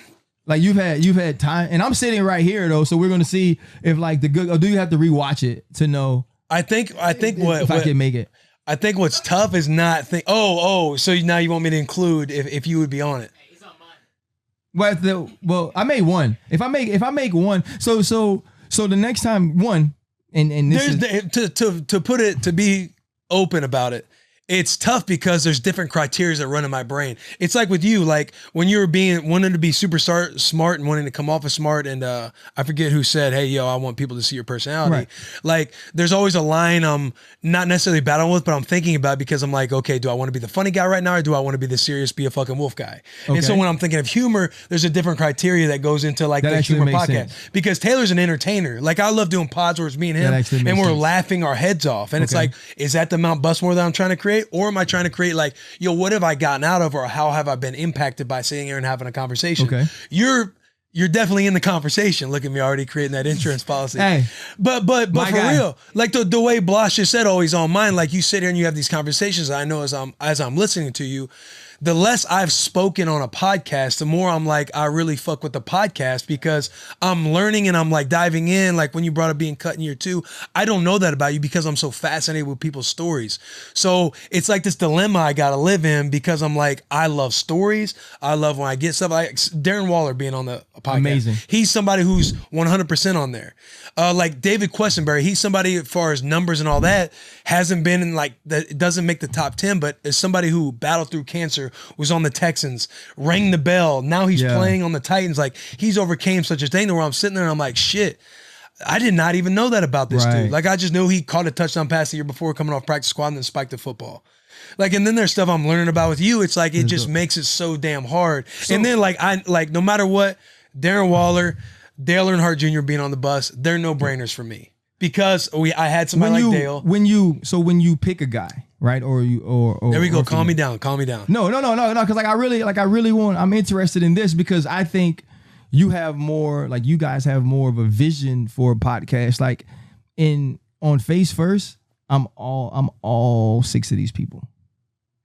You see what I'm saying? You see what I'm saying? And so like I'm learning from you now. So when you go into a podcast and you have a guest, do you know if you want funny, if I want to be a dog, if I want to learn something, or are you diving into their story to see, okay, this is what I'm expecting? And when you start getting it, do you like, or do you start getting it and feel like this is where this one is going, I'm gonna keep it going this way? Because the other piece of it is like they don't say much, right? So the stuff that they could be feeling, like they might be like, oh, ask this question, or I want to hear this, but you have to do that.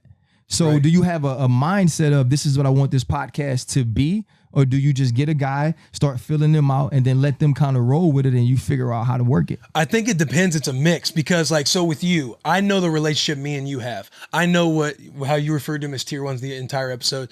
Taylor messaging, like Taylor doesn't know how close we are. Like I knew what kind of rapport that we have. So I knew when it was going to be me and you one-on-one sitting down, I knew we'd get a good juicy pod like this with depth and everything else.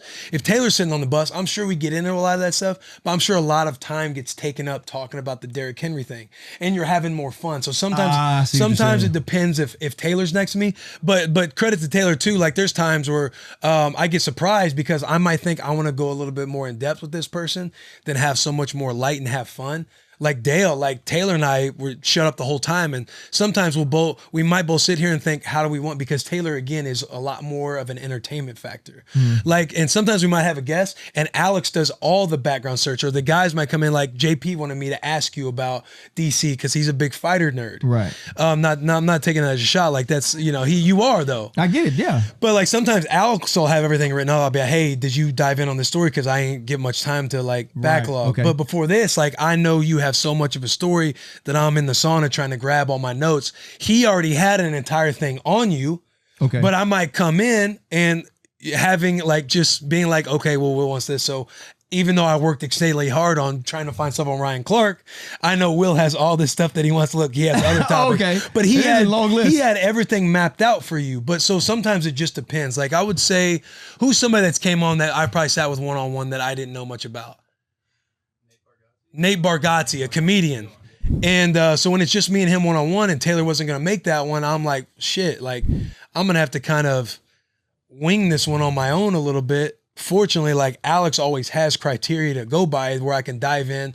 You ask a question, they get to talking. You might mirror the last few words that they're saying to get them to talk a little more. Like know the whole interview I got game. that. A lot of it too is like we like the open format, kind of lesser structured as far as like let's stick with open conversations. Let's get there. And like the boys are so good in their own worlds. Like he was talking about, Taylor's an entertainer. Will loves to get kind of in depth and get more more like insightful type conversations. And so their chemistry back and forth works. So it really like sometimes we'll walk on here and not really know exactly the direction we're going to go, which is totally opposite of what you'll see in TV on your side of things, obviously. Right. But it's worked. And so we just kind of try to double down on that.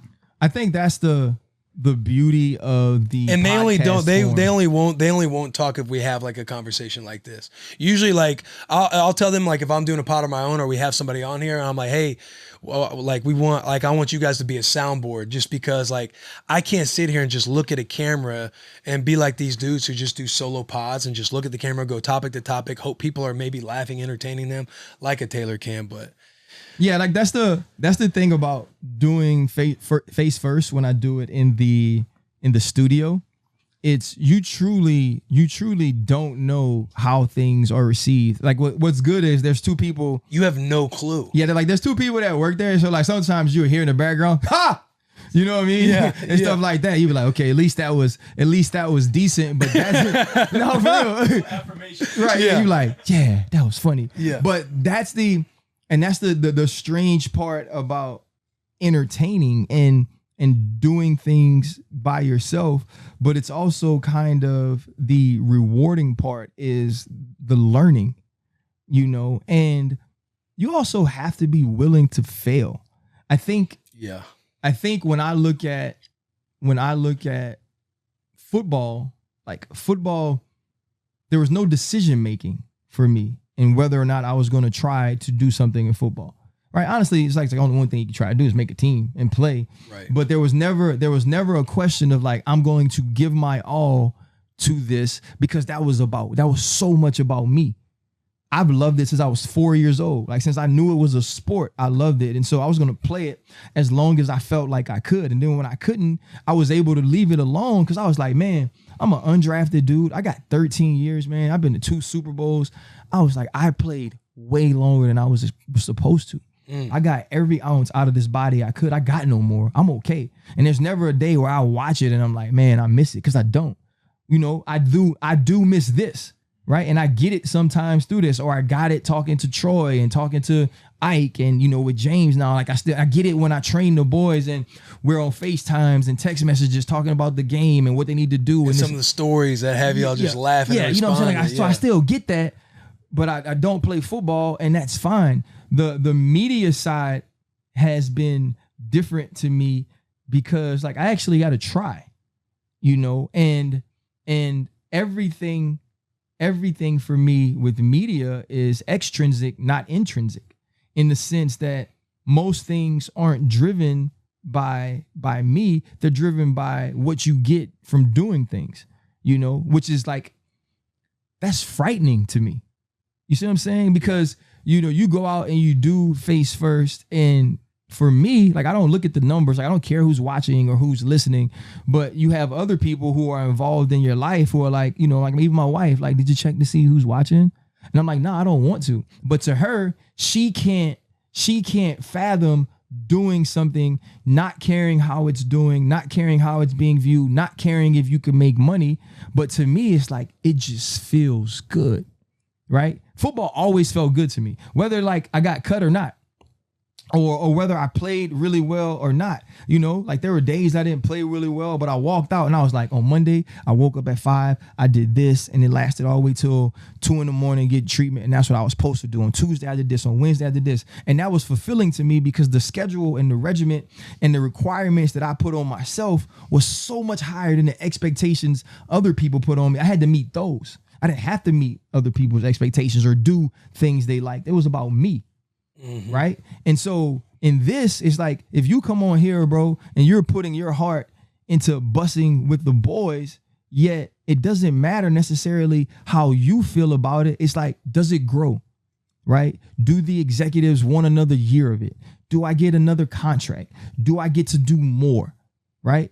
That and that's a scary deal.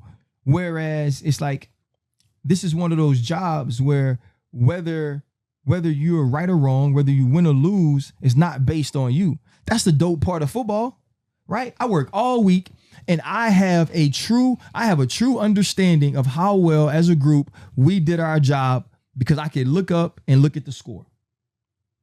You know what I'm saying? There was something so comforting to me in that. It was like, man, you know what? At the end of the day, I'm going to look up at this scoreboard and I know whether or not we did our job well or not.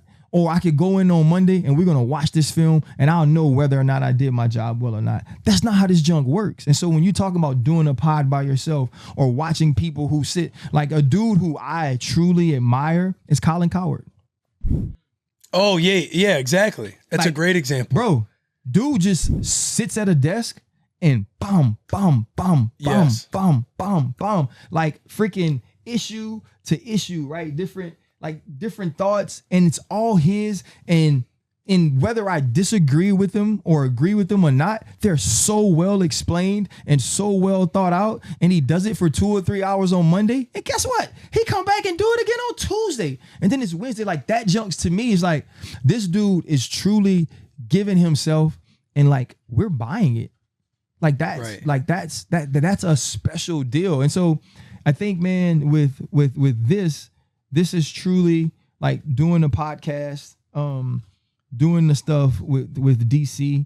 Like, I can be honest, it's been fun, but I know that all of these things had to happen at the right time for me. Like, I wasn't ready for this in 2016. You know what I'm saying? I wasn't ready for this in 2017. Like 2016, 17, I was trying to find my voice at my real job. And to where now it's like, I feel free enough to where, man, like I could just be me. Like if you were on Bussin' with the Boys, like the year I retired, it wouldn't have been this show. You know what I mean? And, and then to where now it's like it still would have been me and you, but the conversation would have been so much different because I was like, this is what they know me as right here. Like, I can't really. Right. You feel like you're in a box. Yeah, I can't really mess this up. Right. To whereas now I'm like, if they watch this podcast and they watch Bussin' with the Boys and they're like, man, like I don't even know why he like that. Like, I don't even like him. I'm pretty sure they're gonna like, hey, like, don't give a dang. Like, you ain't got to, right? But you can't listen to me and be like, you don't agree with these things because they my stories. Right. You see what I'm saying? Like, don't give a dang. Who cares? Right. And like, that's the dope thing about what y'all do, man. And like, that's why I like the Mount Bus. It's like, it's important.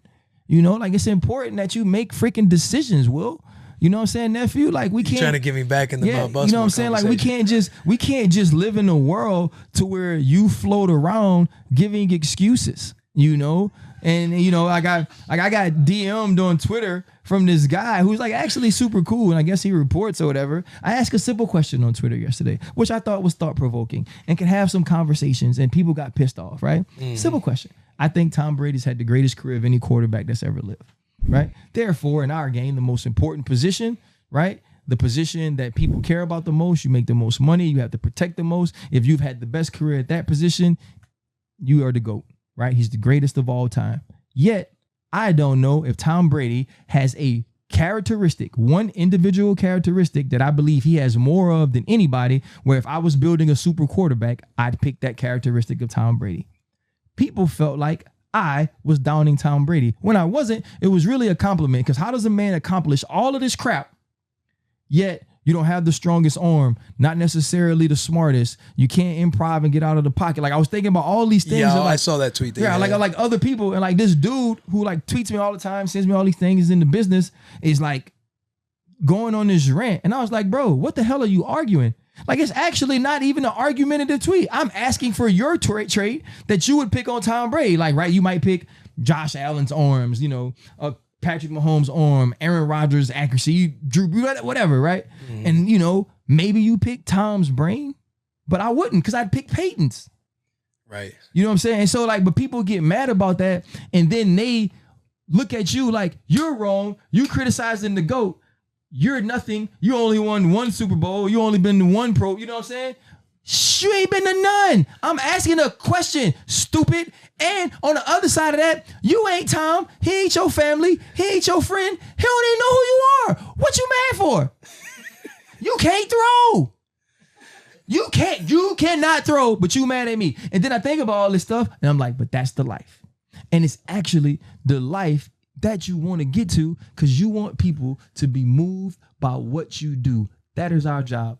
Our job is to move people. If we don't move people, then people don't watch. Then people don't care. And what happens is you actually only get to start moving people when you stop caring about which way you move them. Because if I only want to move you one way, then I got to work at that. You see what I'm saying? Yeah. But if I'm just going to be me and I'm going to let you figure out what side you fall on, then I'm winning. And, you know, that's why I get to come on the bus. You trying to tell me that, saying like, you know, I just need to pick my 4. No, that was definitely a pep talk. And listen, you know, maybe what we do, man, you know, if I do well enough and the tier ones at least accept me enough, we just come back and do this once a year, and then I can have you and Taylor, one friend of the show, and one friend of the show, and then once Taylor is free, because like I travel with the pod, yeah, we could do a Bussin' with the boys face first combo, and we'll just have a good time and we'll talk, and I'll have my own questions for you and Taylor, and y'all have y'all questions for me, and then Taylor can be like, oh, but I'll treat you like I treated Josh Norman. I'll walk over to the sideline, and then when you walk up on me, you'll look like a might just be creating that. You might just be assuming that. Yeah, right, like you'll look like a tall little person, and you'll be looking up at me like this, and then I'll ignore you because I'm all big and I can beat you up if I wanted to. But then if I beat you up, I'm dead wrong because I'm 320 and you're 199, and what do I get if I, you know, all these things, and all those things might happen, and it might be more entertaining, but I'm just saying that's that. And I belong, if I'm not on,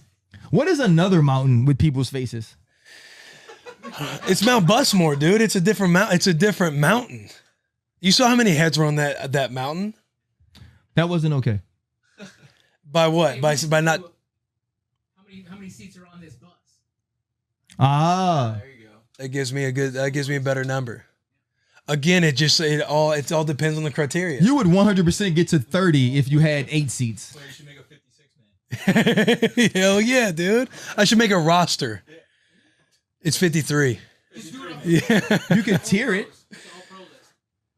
We could tier it. Yeah, we could do a first team all bus, second team all bus, honorable mention all bus, and you can have 11. You can have 11. You could, yeah, and you can have 11. You can have 11, right? So if you go first, second team, honorable mention, 11 in each. What if you could only get one?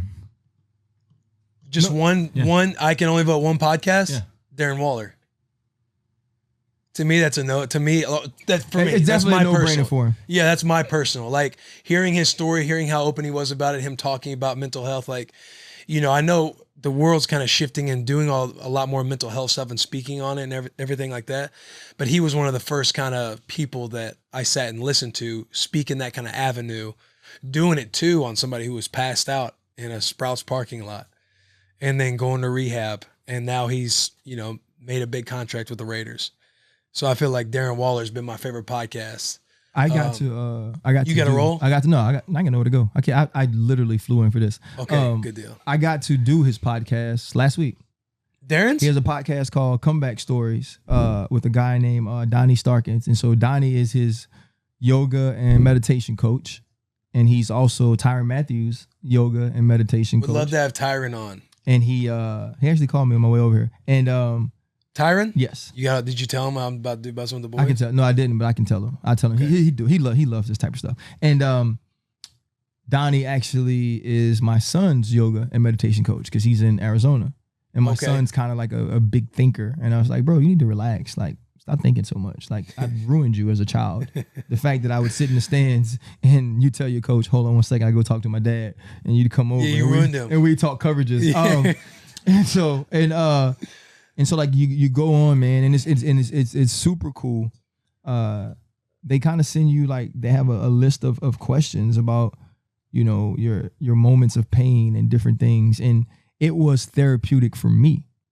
You know, like I ended up talking like a ton, and just much like this, I get so enamored with the people I'm working with at the time. Like I started asking Darren questions, you know, and he answered, and you know, and then like toward the end, he's like, bro, like just listening to you, like just was a wealth of knowledge. Like you inspired me.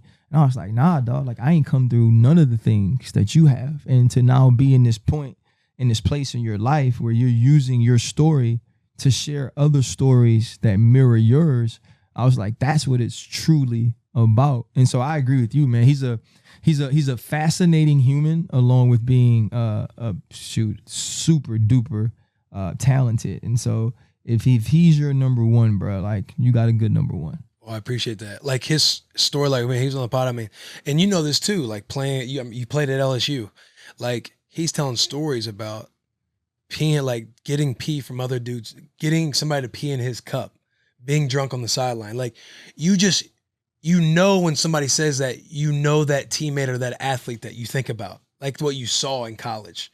And they go from somebody who had a mindset like that. Cause again, you like you're like, this dude ain't doing shit if he continues to do it like this. Like this is a bad influence on my life. I need to not be around that guy. To like blacking out, passing out, ODing in a parking lot, to now being on where he's gotten as a human. It's just so interesting because it's ultimately, like you said, they ask questions where you're basically talking to yourself, like you having that deep ass conversation with yourself and figuring out, building and growing from there about what emotions mean to you and shit like that. I just find it super interesting. I think that mortality is like a very sobering deal. You know, when I dealt with, you know, losing my organs and please talk about that. Oh, thank God. Sickle cell. Yeah. Learning about that and become that near-death experience. This is a good story. Yeah. So in Denver, you know, we're in Denver. I've gone before with Washington, like year 4. And when I got back, I kept telling the trainers, I was like, hey, man, what's under your rib? I was like, what is this? Like, what's under there? And they kept laughing at me. I was like, nah, bro, like something's wrong. And so we get to Friday. I've been practicing the whole week, getting burnt up too. It's the worst to get burnt up by scout team. Yeah. You know what I'm saying? I'm getting burnt up. And psyche's all off. I was like, he's terrible. And so they send me to the doctor. They give me this, they make you drink that stuff, put you in a little CT machine or whatever. And they're like, oh, you have a spleen contusion. And I was like, oh, okay, cool. They give me some medicine. I can't go to the game, play the next week. Going to Denver the next time, first time in Pittsburgh, I make the joke leaving the house. Oh, hope my spleen's good this time. Just being stupid. Like, because I'm stupid. And so, man, we're getting on and play the whole game. We're getting on the bus in the plane after the game. And Ryan Gross was the trainer. And I was like, hey, man, like, my spleen hurts. And he bust out laughing, right? He's like, how you know that? I was like, because it happened before. It happened here, too. It's weird. Doctor comes up. I'm sitting in my seat. He's, you know, doing all this. They get your bags. I get my bags. We go to the hospital. They're kind of trying to figure out what happens. So I had what's called a spleen infarction, which means your spleen dies, right? So if you have sickle cell, for people that can see us, right, your blood looks like this, right? This is like your blood. When your blood sickles, it turns this way, right? So it's like an actual, like a boomerang almost. And so it doesn't pass through the vessels the right way. So when it gets into your spleen, which is like the largest organ in your immune system, parts of it could die. So the part dies, but they tell me like the next week, I go get the test. They're like, you should be able to play. Like you'll be back. You'll be okay. And so I'm trying to jog around the field at practice every day. And every day they're sending me home at like 12 o'clock, bro, because it's awful. So, man, like a month and a half or so go by, bro, and like nothing happens. Like they keep testing me. Nothing's wrong. But in this time, I went from 205 to 170. You know what I'm saying? So I'm like, bro, something's wrong. Like one day the doctor comes in, dog. He goes through like all my numbers and then gives me the paper and he's like, I'll listen to you complain now. And I was like, bro, I'm not complaining. Like something's wrong with me, but they couldn't find it. Right. And so one day I'm in the house. We play in Cincinnati. Obviously, I don't get to go. My mom's up helping my wife with the kids and stuff. And I call Yank. I was like, Yank, do you have a window open? And she's like, no. So like I'm shaking and not like shivering, bro. Like I'm shaking, like the bed's moving. I was like, something's open. Like it's freezing in here.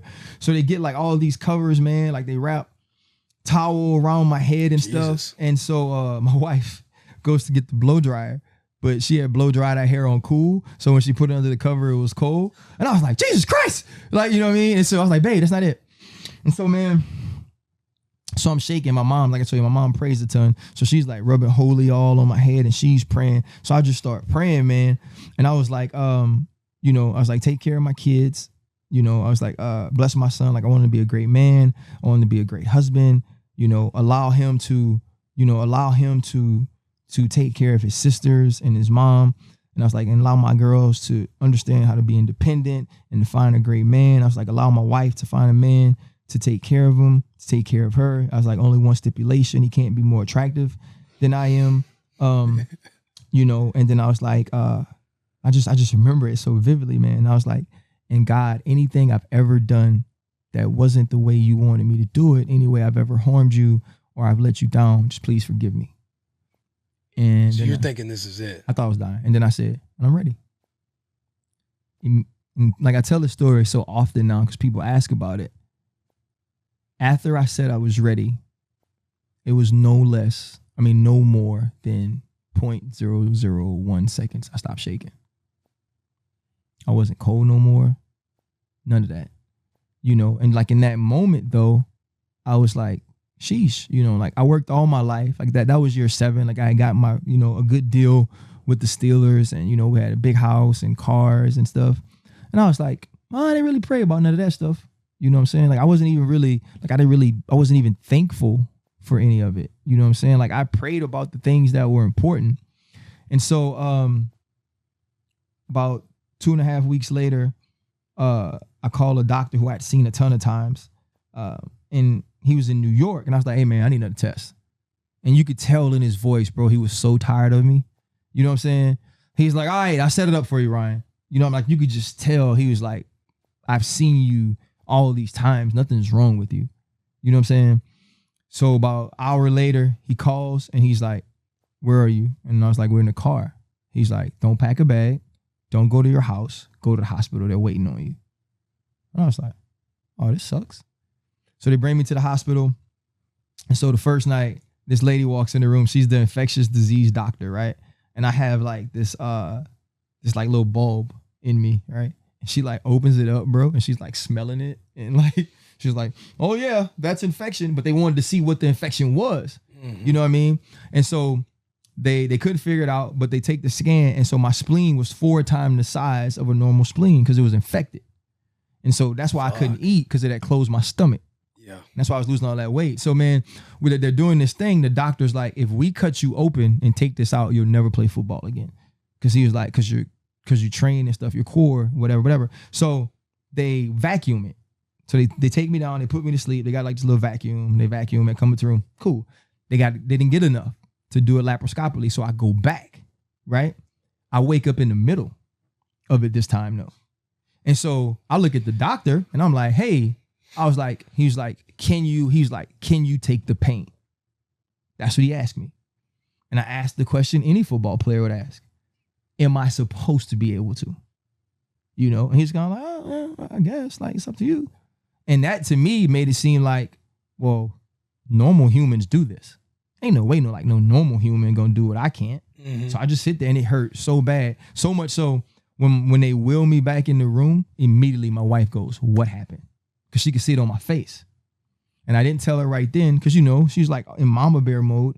But then I told her what happened or whatever. And then I asked the doctor later. I wasn't supposed to be able to take it, by the way. But he wanted to try to get as much as he could. Yeah. So that same night, bro, my fever goes to like 104. Right?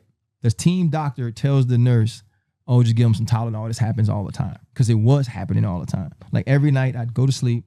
They'd wake up. We wake up at like 2, change all the sheets, everything. So I could, and change my pajamas and stuff because I would be sleeping in sweat.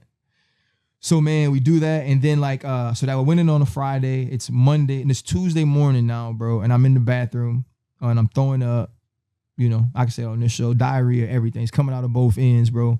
I'm like, my fever's high as hell. And I just told my wife too, man, I was like, I'm tired. You know what I'm saying? I was like, I'm really tired, you know? And I was like, and it's not like I'm giving up. I was like, I'm just tired, babe. You know what I'm saying? I was like, whatever happens from here, I was like, I'm cool with it. And my doctor, he looked like Tom Brady. I used to call him Dr. Tom Brady. He walks in. He walks like, and he had seen me. Like, I had never complained, bro, the whole time I was there.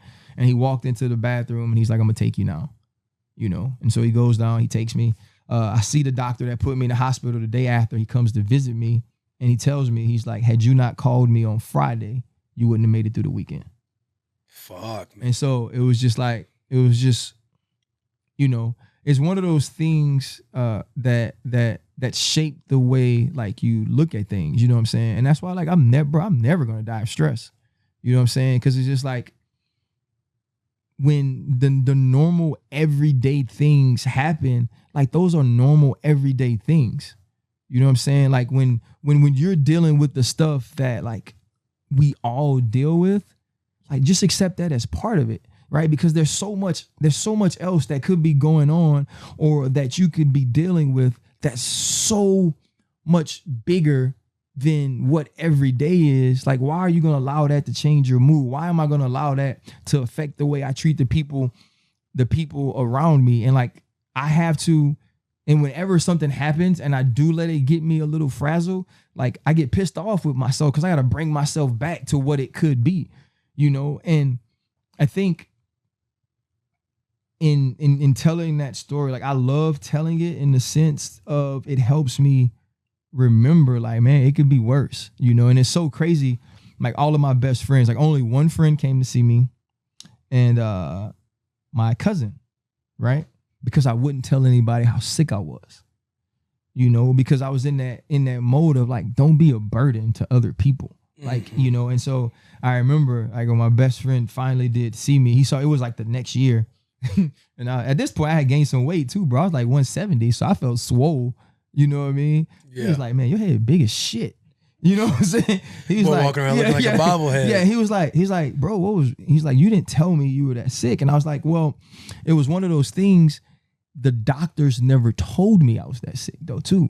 Right. You know what I mean? And so like, how I'm gonna call you and be like, well, man, like I'm dying, like I feel all this, when every day I'm being told that nothing's wrong with me. And so like that was just like that was a moment that I remember because, you know, 2 days later, Sean got shot. You know, and you know, a little bit after that, I'm on the Sean Taylor. Yeah, Sean Taylor, and a little bit after that, man, you get the call in the morning, 2 words, you know, from one of my friends. He was like, he died, you know, and that was it. And then so now you're on the stairs explaining to your 7-year-old, you know, when he asked, he's like, you know, Dad, like what happened to Uncle Sean? You know, and so like you're dealing with the emotions of like knowing you were in the bad place, and then you know, now your friend passes and is killed, and he's killed doing something that all of us would do, which is protecting your own, you know. And then you're watching people on TV basically say he deserves it and say you live by the sword, you die by the sword, and all this stuff. And I see those people, I see them now, you know. They don't know I hate them, but I do. You know, I work with some of those people. Oh, damn, for real? Like me and those people ain't gonna ever be cool. They don't know. You know what I'm saying? Because I try to keep it professional enough, you know what I'm saying, when I'm around them. But like I got like me and you, nah, it ain't gonna never be nothing. And so I think that like that's part like that shaped me not talking about people's character. You know what I'm saying? That shapes me not talking about people's intent. Cause like I knew that dude, you know, like I love him still. You know what I'm saying? Just because he gone don't mean I don't love him anymore. And so you would honor him in practice every day because you wear a towel with this number and everything else on it. Yeah, you know, I would like in Pittsburgh. I tried to get my jersey number changed. They wouldn't let me. But I wore 21 to every practice. My game shirt that I wanted, my pads had 21 on it. My towels did, and so, you know, like when you talk about like the things that Darren has gone through, I think it's just amazing that now that story is going to inspire other people the way it inspired you. Even if, and you ain't got to go through the same stuff. Like you go through stuff, but even looking at that, you could be like, dang, but it ain't that. You know what I'm saying? In the day you dealing, it's like, oh, but it ain't that. And so many times, like that's where I'm at. I'm like, you know what? It ain't that, man. And we have, whether we like it or not, bro, like we have responsibilities now. Like once you take this microphone, you have a responsibility. Not a responsibility to change the world, but a responsibility to be authentic enough to where doing this actually matters. You know what I'm saying? Like the fun, the entertainment, like all of that junk is important to me because that junk is going to be eventually like how we get paid. You know what I'm saying? But like when I walk around, and I can be 100% candid about this, bro. Like when I walk around and, you know, like I make like the white and black jokes and people get mad at me, but I'm from New Orleans and like that's what it is. So like light skin jokes and all that. But like when I walk around, bro, like and brothers and black dudes come up to me and they always like, man, I appreciate the way like you stand strong. Like I appreciate the way that you're authentic. I appreciate the way that you represent us, that you represent where you come from. Like that matters to me. You know, because like that is where I come from. And it doesn't, and I hate the fact that loving who I am, loving where I'm from, loving people that look like me, that talk like me, that deal with the same things that I deal with and have dealt with means to other people I don't love them. You know what I'm saying? Mm-hmm. I think for so long, and I know that's not what this show necessarily needs to be about. For so long in this country, the people in power and the representation of loving themselves meaned that you thought others to be inferior. Loving my people doesn't mean I think we're superior in any way. It just means I think we are of value and of worth as well. The same way I think you're of worth, and I think you're of worth, and I think all of you are of worth, right? I just think we're all of worth equally. And so in loving my folks, like that's where you want stuff to go. And so like you feel like in our job, like I don't want to, like you don't want to feel that responsibility. You know what I'm saying? Like I don't want to be sitting in a meeting, bro, or like I don't want to be on TV with Paul Feinbaum in what was a very football question. Like he was talking about Eli Manning. We were talking about Eli Manning not having it no more and Cam Newton not having it no more, right? And that Eli was like going to retire. And he said, he was so sweet. Eli is this and Eli deserves that. Eli deserves this. And I was like, I agree. Eli deserves that for what he is as a man and for what he did for the New York Giants as a quarterback. 100%. He deserves those roses, Paul. And then he started talking about Cam. And he's like, this guy has never cared about nothing but himself. Woo, woo, woo. You know, and it's like in that moment on TV with your colleague, like you got to make a decision. You know what I'm saying? Like you got to make a decision, like what team I'm on. You know, because you know it, like you're on this bus and you got to make sure Taylor looks good. You got to make sure your guests look good, because if you F over your guests, you're not going to get more. Mm-hmm. You see what I'm saying? Like if Taylor doesn't feel a vibe with you, like he's not going to want to rock with you and do the show. And you know you have a value. He has a value. Together y'all have a bigger value. And so now I'm on this show with Paul Feinbaum and I got to make a decision. Like am I going to shine on Paul in this moment? Right? and take up for Cam and talk about the differences in the way that he saw these two men, even though these two men have both been pillars of their communities. These two men have both given back in this manner of way. Actually, one of those men has reached a team height that the other hasn't, but the other one has reached an individual height that the other one never had. You know, and so now I got to explain that and do it in a way to where I'm true to the team I work with and not disrespectful to that, but also true to the people I represent every day. And like, that's the place you eventually get to. Those momentary decisions. Because like it's life. Right. You know, and so like you're gonna keep moving up, bro. Like y'all gonna keep doing things. And like that's why I asked you that question. Like, do you ever have a way you want to steer the show? Because it's basically exactly like talking about football. Like you can't control this seat, right? Like you couldn't control Darren Waller's seat. Like you can't control Junior's seat. And it's like, you have to be true to yourself. Obviously, you got to be true to your fans, but it's also like, man, like what this person is feeling, like what this person is sharing is the reason I invited these people on the bus, is because in some aspect, I believe that this person had something to share, right? And that's your responsibility as a host. Value. But that's your responsibility as a host too, Will, because it's like 100%, I came here for you. You know, like I'll be honest, I ain't have this Tuesday. You know what I'm saying? I'm just gonna be straight up. I know when you were talking about, I got the show or something. I'm like, how does he figure out? Yeah, like you know what I'm saying? Like I ain't have this Tuesday. So what I did was like, okay, can we meet on Monday? Can we do the show on Wednesday? Like, you know, my old lady's birthday's tomorrow. I'm going to Chicago. Like I had all this stuff going on because you remember I was gonna try to do it in July because I wanted to be here when Taylor was here. Right. Because I was like, man, because I already knew you said it a certain day, and I was like, that's right after the threshold where he goes to camp. Right. So if you come, it'll just be me and you. I'm with that. I'm just letting you know. Right. And so once you said that though, it gave me a little leeway of like, okay, I don't have to rush to try to get down there. I could do it. But I made this happen because of you. You know what I'm saying? Like, but I feel like that's the way it's supposed to be, man. Like if you care for somebody, like if you rock with somebody, like that junk should show in your actions, right? That junk should show in the way you live life and the way you respond and all these things. And I think that's eventually how people win.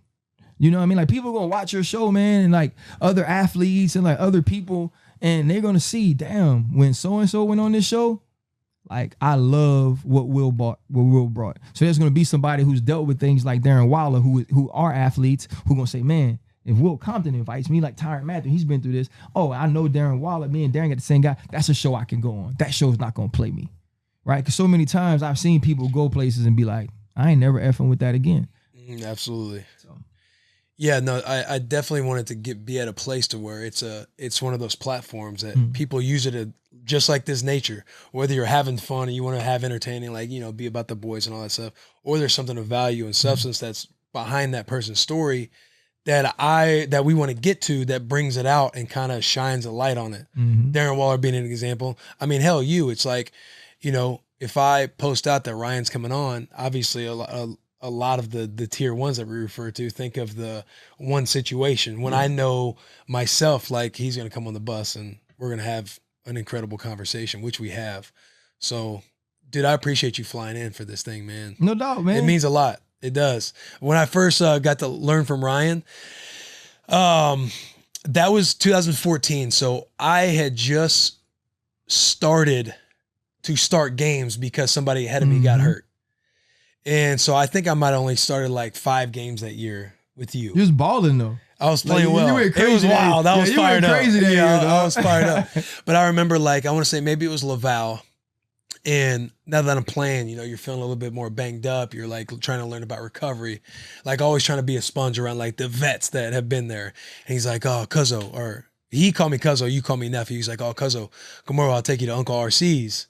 And I go over to RC's to get an IV. My first time like getting an IV. Ryan's sitting there, he's getting his feet massaged while he's got an IV in his arm. No, you did. Did you not get that kind of massage? I did. You wasn't even laid up on the table. You just sitting on your couch. The game's on. That man's just getting his feet massaged.